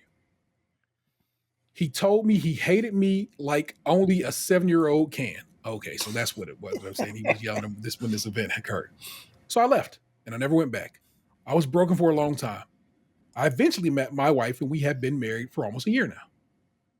I work for a FAANG. I don't know what that stands for. So let's look up this acronym FANG. Federal Aviation.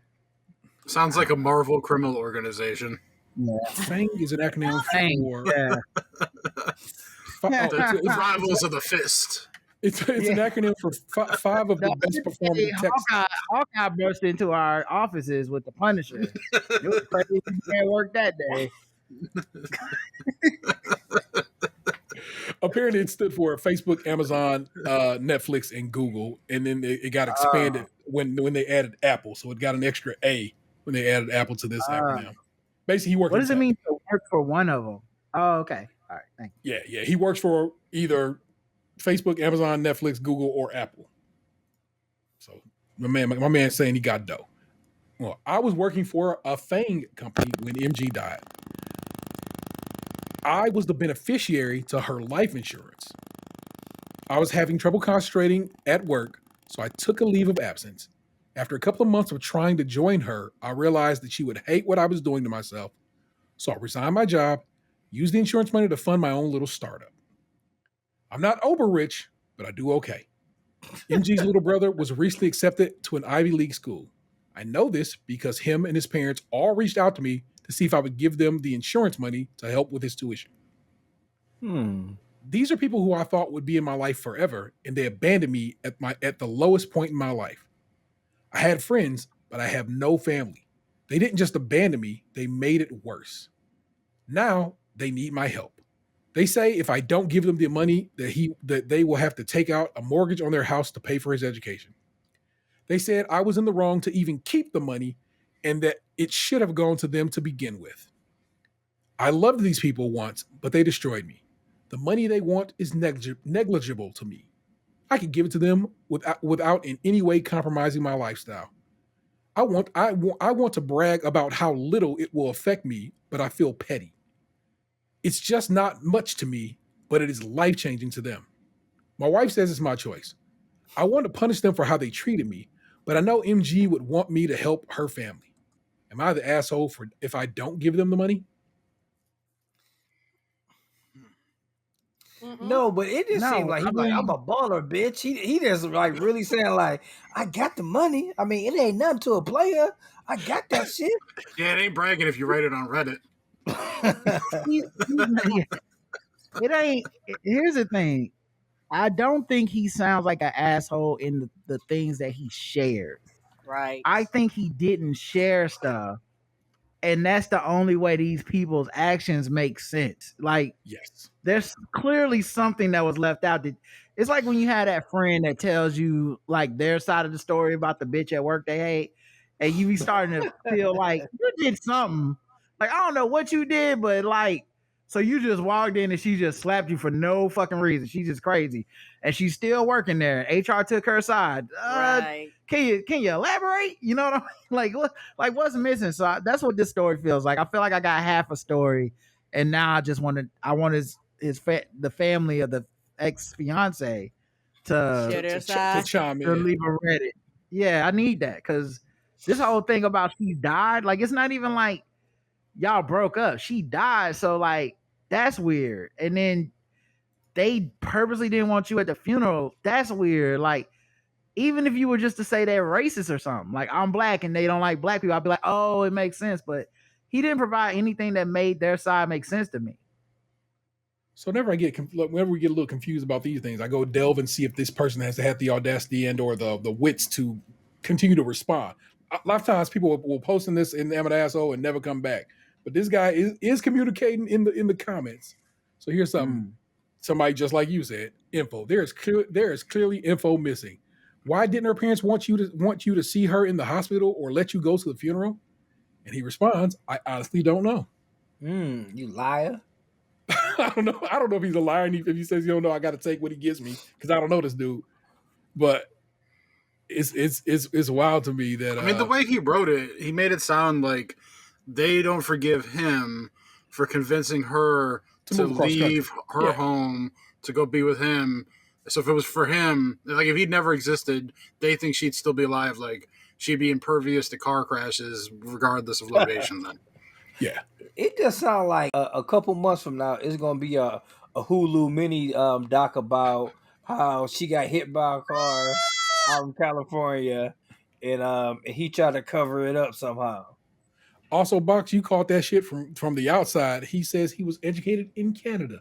So you clearly knew he was not from here when he used the phrase. We don't say university. That's like a British. Like whenever I hear university, I think of a British person. Yeah, it's a Commonwealth kind of turn of phrase.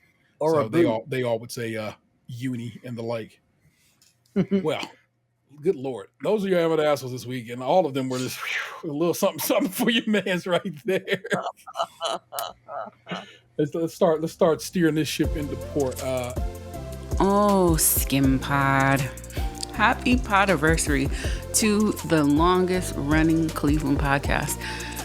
I don't really know exactly how it happened, but I believe as 35% of Black friendships online began, this happened in the Black Guy Who Tips chat room, probably. T and I became internet best friends, met in person, and the rest is really history. Congratulations. It's a hell of a feat to make it this long in the indie podcasting circle. I love the work that y'all do. I love the show, even though sometimes I don't always agree, but I don't think it's natural to agree with everything somebody says. This is Nick Jew, for those who don't recognize this very West Coast voice of mine. I just want to say thank you to the entertainment you've provided over the years, all of you letting us in to your families, your pets, all of that. Like, I've learned so much from y'all. T, you've made me a better podcaster. Got to step my review game up messing with you. Daniel, I love the way that you are open to growing and hearing different perspectives, but also speaking your piece. aunt. I love the father that you've become. It's just really great to watch you all's progression over the years. And here's to 10 more and then 10 after that. Happy anniversary, guys. I actually wrote them all out properly. What I'm watching is Ted Lasso. Ted Lasso is still amazing. Each and every week, it is amazing. I'm going to miss this show. I am glad they give me these big old hour-long episodes this season, seemingly. So therefore, I'm like, thank you for giving me that much more Ted Lasso week in and week out, because it's so damn good. I am playing Resident Evil 4 Remake, though I did beat it on hardcore, although I did go back and start playing it again because I love that game a lot. Resident Evil 4 is one of my favorite games ever, and the remake is really well done. And so I'm telling you, hey, man, did you start it at all, Ant? We'll talk more about that in a second. Fair enough. I'm listening. I literally, this is a Spotify recommendation to me today. This dude's name is Radimus, Radamiz, and Thelonious Martin has an EP out called 2409 West Slauson. It is, I like the word, I guess, is traditional hip hop. I'm saying if you bang with hip hop of a certain ilk, you know what that turn of phrase means. And I was very impressed by what I heard. And so I would tell you maybe to give 2409 West Slauson. It's like 5-song EP. It's like 14 minutes long. I would say to give that a listen. And in the realm of podcasts, one I'm going to recommend this week is Boars, Gore, and Swords. Used to be a Game of Thrones podcast. I listened to 3 Game of Thrones podcasts. I listened to Black Owl Tips talk about Game of Thrones. I listened to Boar, Gores, and Sword, and I listened to somebody else's podcast. And turns out that somebody else was kind of a jerk, and I stopped listening to his work after a while. But Boars, Gore, and Swords, they have held on, and they do basically just TV stuff. And their latest episode is about a show on Apple TV called Silo. And I'm interested in that show, but I'm also interested in their point of view on it. So I would tell you to maybe give Boars, Gore, and Swords. It is Ivan Hernandez and Red Scott who host that show, and I really like their work. They just do good stuff, and I enjoy their points of view and discussion. And they still have the same intro they had from when it was a Game of Thrones podcast, which is basically them singing the Game of Thrones theme music and making their own lyrics up to it. It's fantastic. Love that show. Those are my entertainment recs for the week. Whoever want to go next, just go.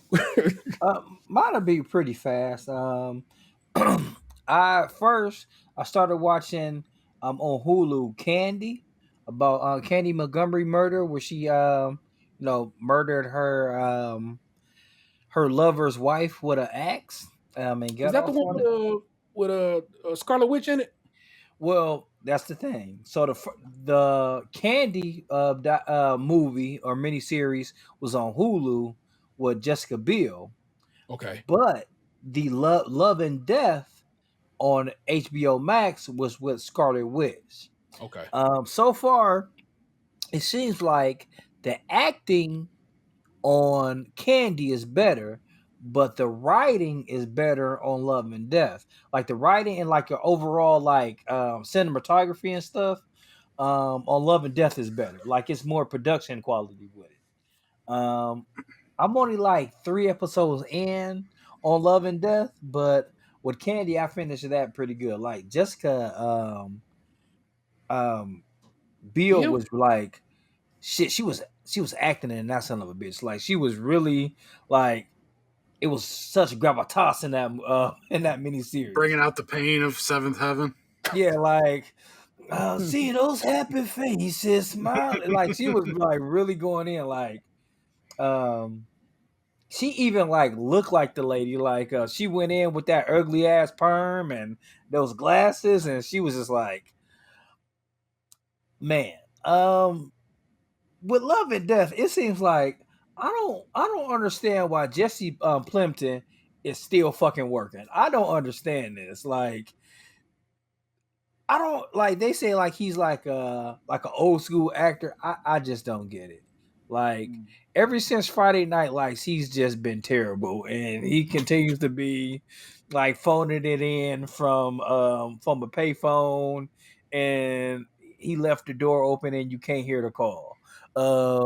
Was he the chubby blonde guy that was also in Breaking Bad? Yes. Okay.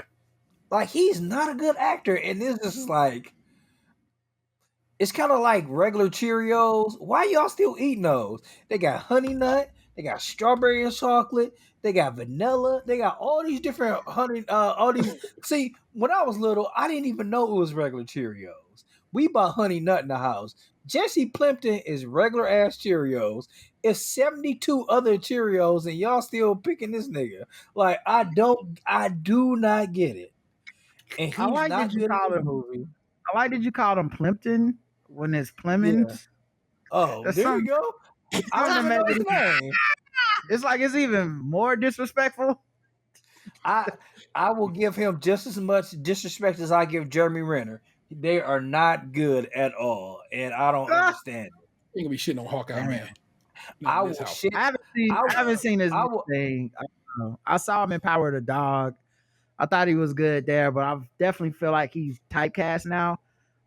He was also something else I actually really fucking enjoyed, like a season of Fargo or some shit. I can't remember, but I don't know. He's definitely he wasn't Fargo. Okay, yeah. Yeah. I feel like he plays the same character with different hair. Like, I'm gonna wear this different suit and I'm gonna wear these different shoes, and my hair gonna be different. But I'm not gonna shoot from a different range. I'm gonna shoot right by the key, not 3-point, but it's definitely a 2 every time. He definitely plays understated roles. I think he's typecast. I think they're like, when we need a generic like white husband, you know, or something like this, like go get Jesse. You know, you need a non-threatening looking officer or something like that. You know, go get him. I definitely feel what you're saying. Like, my eyes gonna get crazy, but my voice is not gonna change. I promise you that. My eyes gonna get wide, but the rest of this shit is gonna be the same. Like, I'm not. He don't give you a lot of range. No, he don't at all. And I didn't mean to mess up his name, but I'm so glad I did. As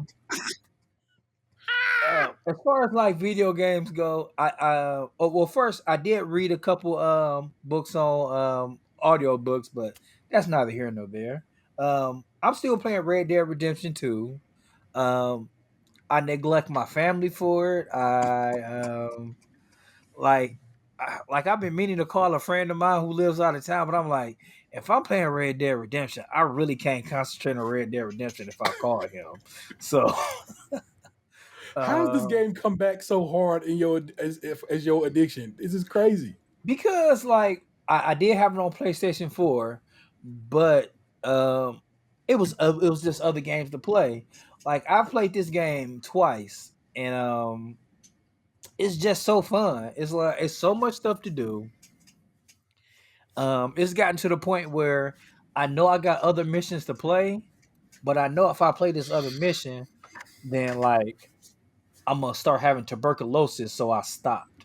You gonna just keep old boy alive as long as you can? Yeah, I love Arthur. I'm sorry, sir. Anything you listen to besides that? No, like every week, my go-to podcast are My Mama Told Me. Tuesday for the regular episode. Thursday for the mini episode. Motherfucking mini episode. It was funny. Like I was listening to, you guys had a guest on when they talked about Langston Kerman, but like My Mama Told Me, it's such an interesting podcast about Black conspiracy theories. And of course, every Friday I listen to XOSO Gossip Kings, and that was really about it. Like, we've been busy at work, so let's. I got to talk to you about that. You're gonna be surprised. That's a wild one right there. We'll get to you that one. Anybody else? Like I said, this is one of them open ones. Whoever wants to jump in can jump in. I've literally only been watching Psych. Okay. I'm on the last season now. I've got 10 and about a third episodes left because I was watching the first episode of season 8 before we started recording this. Nice. So I'm probably going to run through the 3 movies again once I finish up the 8th season. But then I'll have to find something else to jump over to. It's going to be sad, man. The more I watch the show now, like the more I wish it had just kept going. But like, I can kind of see like this last season where it was probably time. There's talk of a 4th movie, so you can get some more of it. Oh yeah, they want to make 6 of them, Yeah. But I don't know if they'll get that far. But they said the fourth the script's already done. Yeah. So we'll get there. Very good. What about y'all? Podcast Flipping the Bird. It's by Wondery. It's about Elon Musk buying Twitter and how it all went wrong. Been enjoying that. Playing Jedi Survivor a lot the last couple weeks. Really enjoying that. Love Star Wars. TV wise and stuff. Jedi Tales of the Jedi season 2 dropped on Disney Plus, so I've been watching that with Karen. And then on Netflix I watched The Recruit and The Night Agent, which are kind of like similar shows about a white dude who's stuck in a situation where he's fighting against the government and shit. I think The Recruit is a CIA guy who's a lawyer, but of course gets in over his head and all this shit.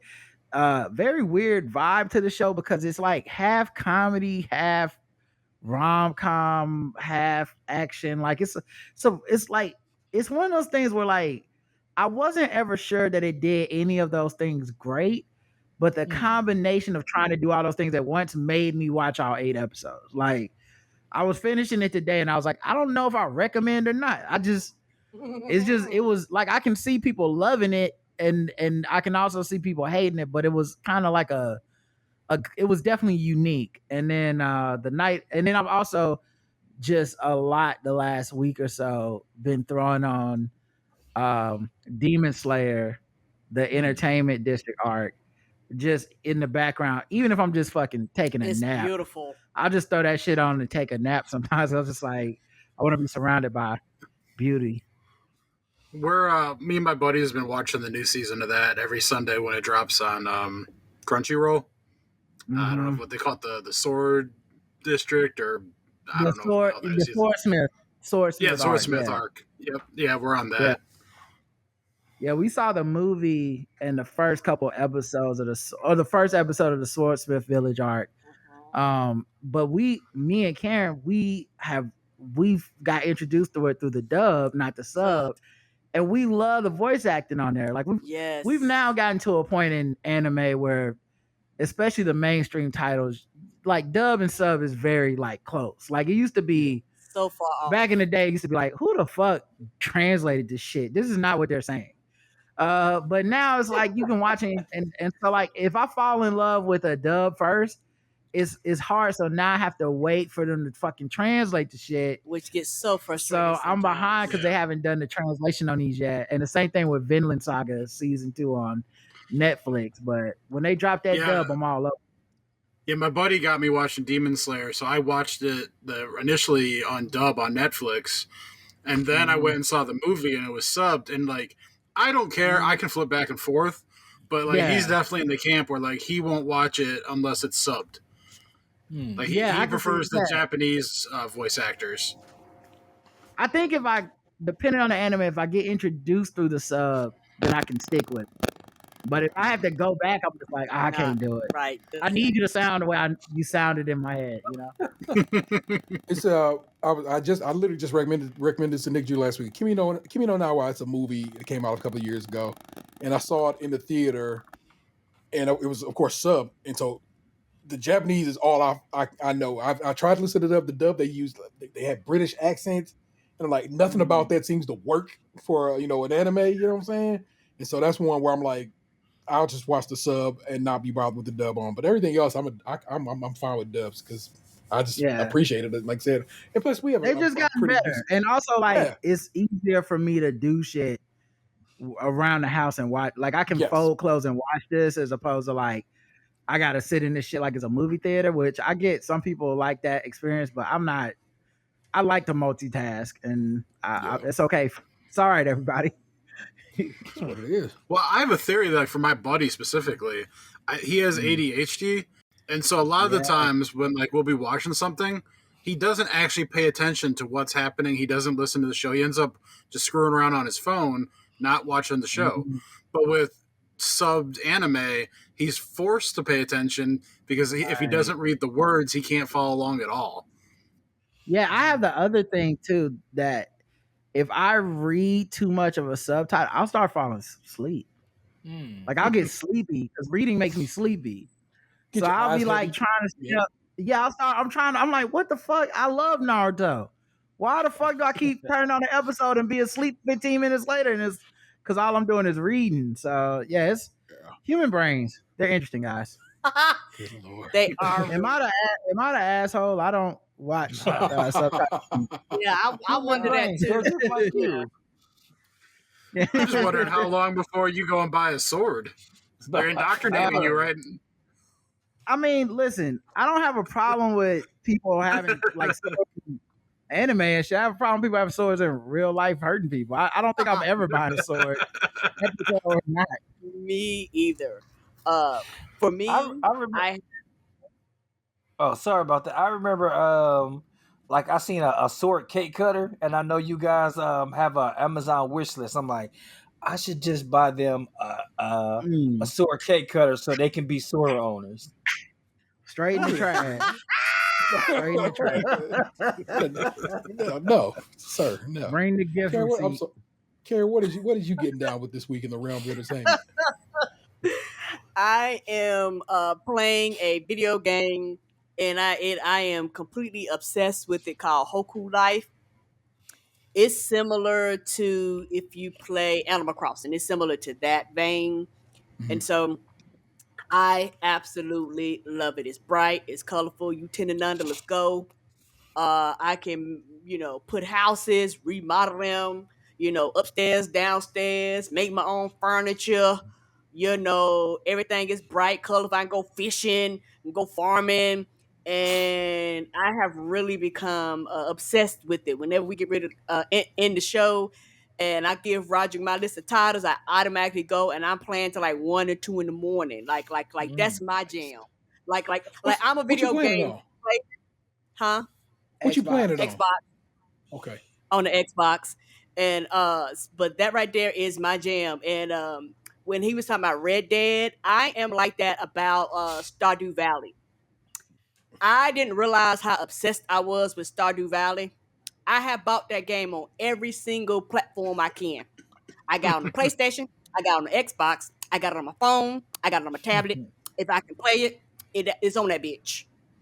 And so I understand that obsession thing, and it's a cheap game, so you're not spending a lot of money. So I'm like, well, if I'm going to have it, I'm going to be obsessed with it. But for me, my thing has been Hoku Life. When I play different video games, but I like to play video games where I can tap out of reality. Yeah. And so for me, video games is my cheerful place, my place. I just go and surround myself where I can paint shit and just do shit and just tap out of the things around me. It's my escapism. So for me right now, I play different games, but right now it's been Hoku Life. Me and Roger, we've been watching, I won't say Vision on Disney Plus. Okay, that's Jedi. It's called Jedi. Oh yeah, you're right. It's not Tales of the Jedi. It's Jedi something Visions. You're okay, right. It's Visions on Disney Plus, and that has been really, really fun. It's a beautiful. It's like Star Wars Visions, I think. Yes, and it's been beautiful because it's telling different stories of Jedi and Sith and Siths and things like that. Excuse me, and it's been beautiful, and they do things with colors and different forms of animation. And I love anime, big anime fan. So I like to see different forms of other animes that I've seen in the past, and I also like to see different forms of anime that I never seen before. That abstract anime. Well, they're not all anime. They're mixed media. Like some of it's stop motion. They're all short. So yeah, they're all like the long ones are like maybe 20 minutes, but some of the shorter ones are like 5 to 10 minutes. So yeah, it's not even just anime. It's all kinds of different mixed media to do it. It's some of it's CGI, all that stuff. If you like Star Wars stuff, check it out. And especially if you're like half in on Star Wars stuff, it's a great way to fill in lore with short, like it's just short stories. You can watch one and then go about your day. Watch another one later. Yeah, it's really so it's like fun. It's like the Animatrix, kind of like an anthology. Yeah, it's kind of like that. Yeah, it's in season 2 now. Yeah, it's really, really good, and we've been enjoying watching that on Disney Plus.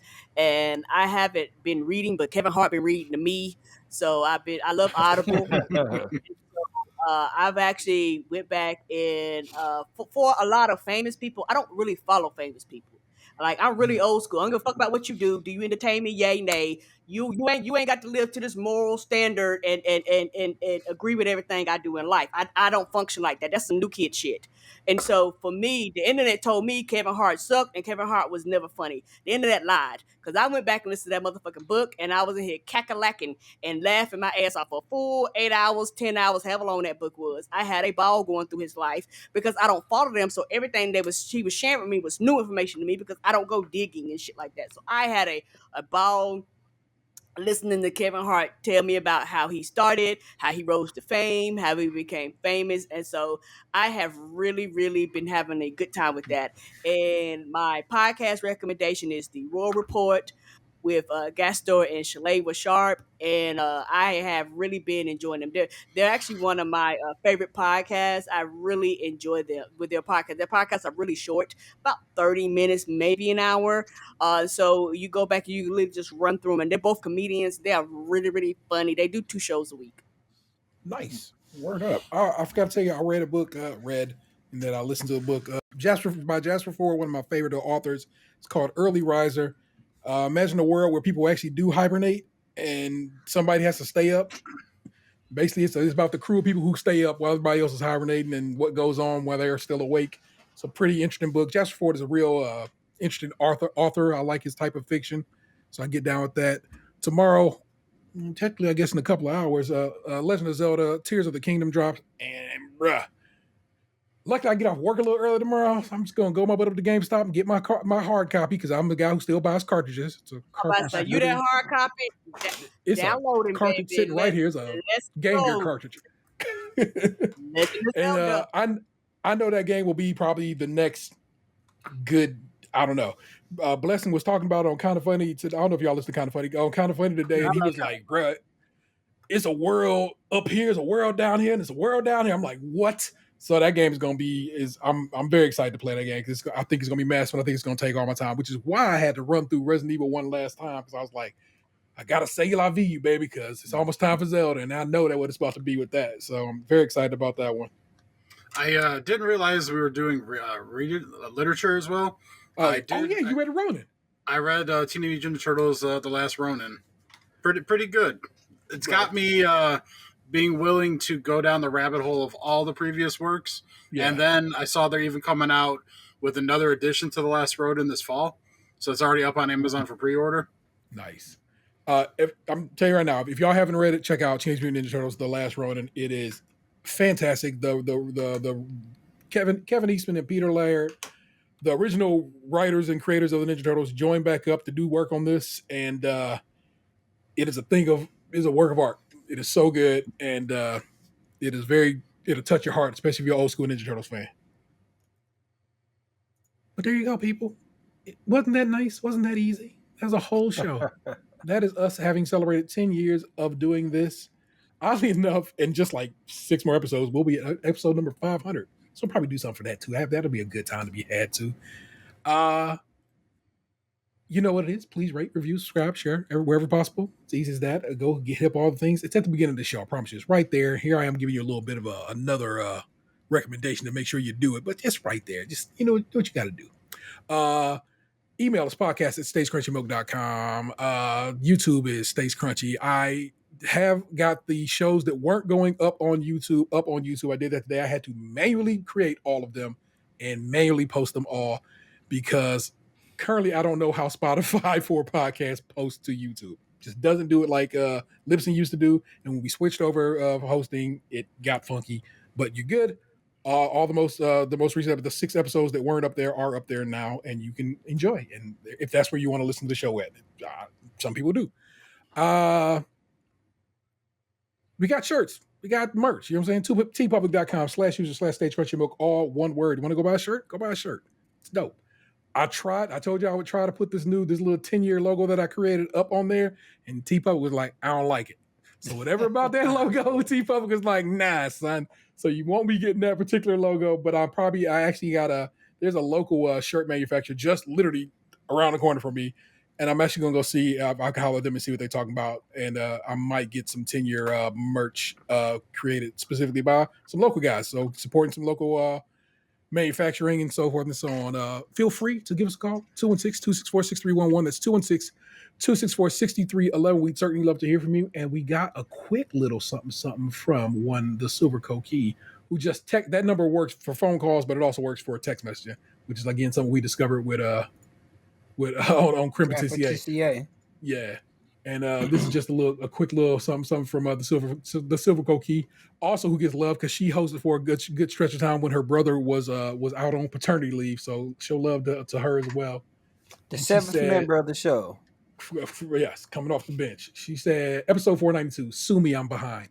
It wasn't a factory fuck up. It was the store fuck up, but it has to do with Wizards of the Coast naming the booster pack to similar with their new release. If you don't know what she's talking about, I was talking about how the Wizards of the Coast and Hasbro called out the Pinkertons, the old school strike breakers, the Pinkertons, on a YouTuber for opening packs of Magic the Gathering cards that I guess he wasn't supposed to have yet.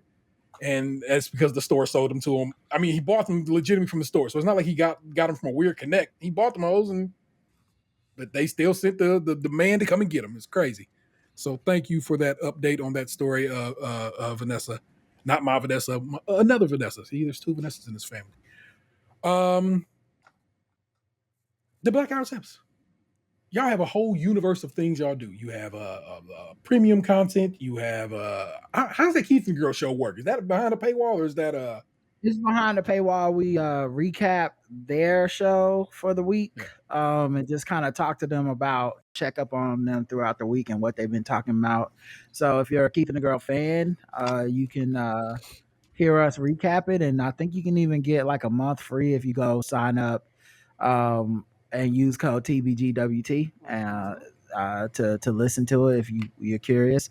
Of course, our show, the Blackout Tales, we're currently having a sale on our premium stuff for 4 more days. Coronavirus quarantine sale, year 3.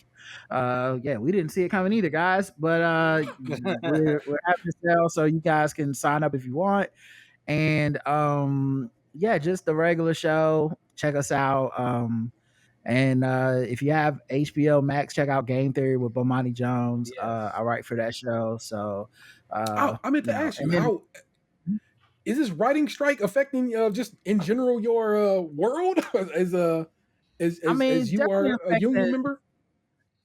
It's definitely affecting my world, but because of the way the money is set up, and it's kind of people's issue, we're out of season right now, so we're like, my money, I've gotten all the money I'm getting except for residuals, which won't come till sometime later in the year or next year possibly. So I'm like, right now, the main thing is affecting is we won't know what's going on with our season of if we get another season of the show, because they're not even really bringing shit like that up right now. Right. And then especially for a show like ours, and then but most importantly, even more than the strike, is these mergers and shit. Like HBO Max is getting bought by like Discovery and all this shit, and so a lot of that business decision stuff is just out of our hands. It doesn't matter how good or bad your show is.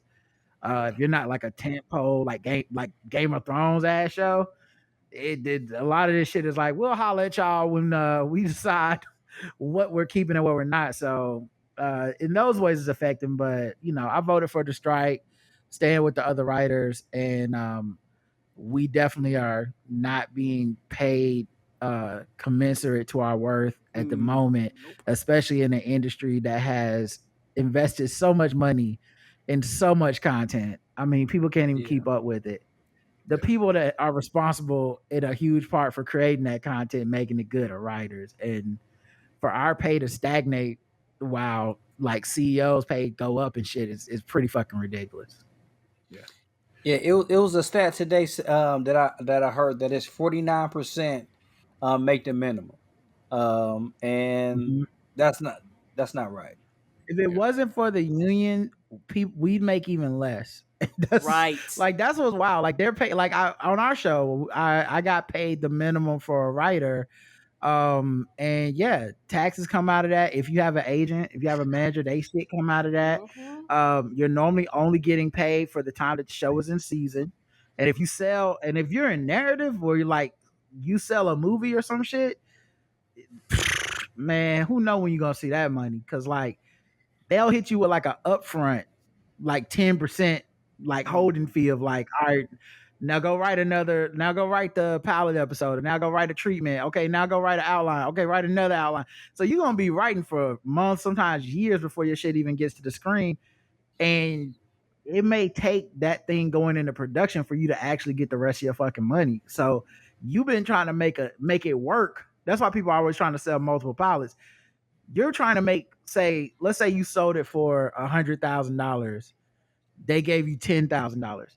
Bro, you trying to make life happen for a year on $10,000 till you get the rest of your money. You know what I mean? Like, but people don't see that side of it. And a part of that's on the way people report these deals. They just see, oh, you sold a pilot for $100,000. You know, you must got it made. And it's like, no, I'm my manager got fucking, 10,000. My lawyer got 10,000. My agent got 10,000. Okay, that's 70. Taxes got 40,000. Okay, now I'm down to 30. I only get 10% of that up front anyway. Okay, now I'm down to 3. Like, it's hard to make it, but ends meet. And of course, our society is all fucked up and capitalistic and greedy and taking the side of the fucking billionaires. So you got people not batting an eye at the CEO of Netflix making $800 million a year or some shit, while then telling writers y'all need to take a pay cut or y'all shouldn't want more money. You should do it for the love of work. It's really ridiculous right now. It's ridiculous. And my biggest thing, and why I say a lot of people are stupid, a lot of people want to get paid for the work that they do, but it's okay for other people not to get paid for the work that they do. How make sense? Yeah. Like, because when you go to work every day, you don't go to work for the love. Right. But like I said, I'm fortunate creative type to do it. Right. Yeah, I'm fortunate in that we have the podcast. I make a living off of the podcast already. I love doing the show, but if the show went away or that job went away, I'd still be okay. And there's just a lot of writers who wouldn't even be okay. Right. And so I'll stand with them in solidarity more than like out of necessity, But yeah, we need to run us our fucking coins, dog. Oh, and then the last thing. I'm sorry. The last thing is this: we don't make money off of streaming. That's the biggest thing. Actors do, though. Think about how much shit is streaming right now, right? Yeah. The people that write that do not get the residual money from streaming. That is not covered by the minimums. So they pay people even less than what they pay you to do the minimum on a TV show that's on cable or network TV. So it's got to change, man. Like, it doesn't make sense. We all just say how many streaming platforms we have and how much we pay for them and no commercials and shit. I don't get none of that. That's crazy. That doesn't even make sense. Well, it seems to all be coming to a head all at the same time. I believe I read or heard that SAG's contract is up here in a couple of months, as well as the Directors Guild. And so if everybody's contracts is up and everybody going to stand together in solidarity, it looks like everybody seems to be saying we're going to stand together in solidarity. Teamsters refuse to cross picket line, so Teamsters do almost all the back end work of production. And so if they ain't showing up to work, nothing's getting done until hopefully they do right by these groups. And we live in this country that don't do right by people, but I am hopeful because it's not even a huge amount that's being requested. I think it's like 2%, 3%. No, it's not. So not outlandish. Yeah, but. Again, I said it last week. I'm going to repeat it again this week. We support union in this operation. This just is what it is. We will continue to show love for that. I told y'all. I've always told y'all, and Rod, you may not know that, but I constantly say, go watch Game Theory because it's a dope ass show, and he writes on it. And like I said, I've watched every episode of it and enjoyed watching it week in, week out. Add to that the backstory. You know what I'm saying? If you listen to Black Guy Tips, you get all the story of how a good bit of that production comes together, bruh. It's a delight. So thank you. No, thank you. What's up, SKiM Pod? Happy Podiversary. You guys are the longest running Cleveland podcast. We appreciate you guys. Y'all doing y'all thing. And I think, for those who don't know, this is Delvin Cox, host of the Delvin Cox Experience. But more importantly, we're here to celebrate these brothers because I think this is a really cool thing. One of the things I've always said about podcasting is that it's one of those things that no one can take away from you. It's your true voice. And more importantly, it's your legacy. And you guys have a legacy that goes way back. So far back, like when y'all started, your kids were kids. Now they're not kids anymore. They're growing up, you know. So I think it's cool that you guys have built this thing that will probably long outlive y'all. You know, as long as this podcast around, you know, you can just go up there and you can Google SKiM Pod and you can find your podcast. You can hear your thoughts and opinions. It's almost like a time capsule, you know. Back in the days, they used to have the time capsules in school. This was waiting for all of our time, like in the 50s, 60s. You bury your stuff in the ground, and then 20 years later, another generation picks it up and kind of, look what my grandparents buried or some shit like that. I don't know. Some dumb shit they used to do back in the days. Now you don't have to do that. Now we have things like YouTube, podcasts, and things like that. And you guys have kind of got this time capsule that people can go back from years ago and listen to your comments and your concerns and your thoughts, and then come back today and hear probably different thoughts and opinions because you've been going so long. They can go back and hear you guys grow as men and almost become who you are today. And I think that's a really cool thing that you guys been doing it for so long, like almost as long as podcasts for that matter. So, and two, you know, just the fact that you're still going strong. You're still putting out episodes. You're still putting out product. You're still putting out that work. You know, I think that's a really cool thing. And I appreciate you guys. I appreciate having you guys as friends, brothers. I also appreciate that you guys not only inspire me, but inspire others to keep going, keep doing the podcasting thing. And you kind of built this cool lane for yourselves that no one else can touch, man. It's your legacy. You guys are now, for a lack of a better word to say it, you guys are the legacy act now. Y'all are like the De La Soul of podcasting. Y'all are that group that you can kind of depend on and listen to and not only know what you're going to get, but you know the guys. You grow accustomed to their voices. You know their personalities. And I think that's really cool that you guys have been doing it so long that there's people out there who kind of grew up with you guys. So keep that in mind. Enjoy your podiversary. Know that you guys are important and appreciated. Love you guys. Peace. There you go, people. That is what it is. That is the 216's own Tatum 216. Thank you for listening, everybody. And it's Lunchbox 2099. Cha-cha-cha-cha. That is Rod, a.k.a. Rodimus Prime. Thanks for having me, y'all. All to the good. That is Say Dat Again. That is in D-A-T, a.k.a. Karen. Oh, thank you. I'm happy to be here. I'm so happy to have y'all on there. You just don't know. Thank you so very much. It is y'all stayed crunchy for 10 years. Here's 10 more. It's real out here. Thank you to Vanessa, my lady Vanessa, who helped make this show become a thing. Like I said, the very first episode, she edited for me, and then she went on a trip to Germany, and the next show I had to edit my damn self. It was terrible to not have her with me when that happened. But it doesn't exist without her because she helped make it what it is, and it continues to exist because I have her support, and that's dope. Props to my kids, of course. Thank you, Mama, because I know my mama listened. Thank you, Big Brother. I know you out here listening too. Sometimes my big sister listen. I love you, Alicia. It is also the good. I am the Internet's Tayro 713. You have just been podcast to, and I know you loved it. We will see you next week. Peace. What the fuck happened to you, man? Your ass used to be beautiful.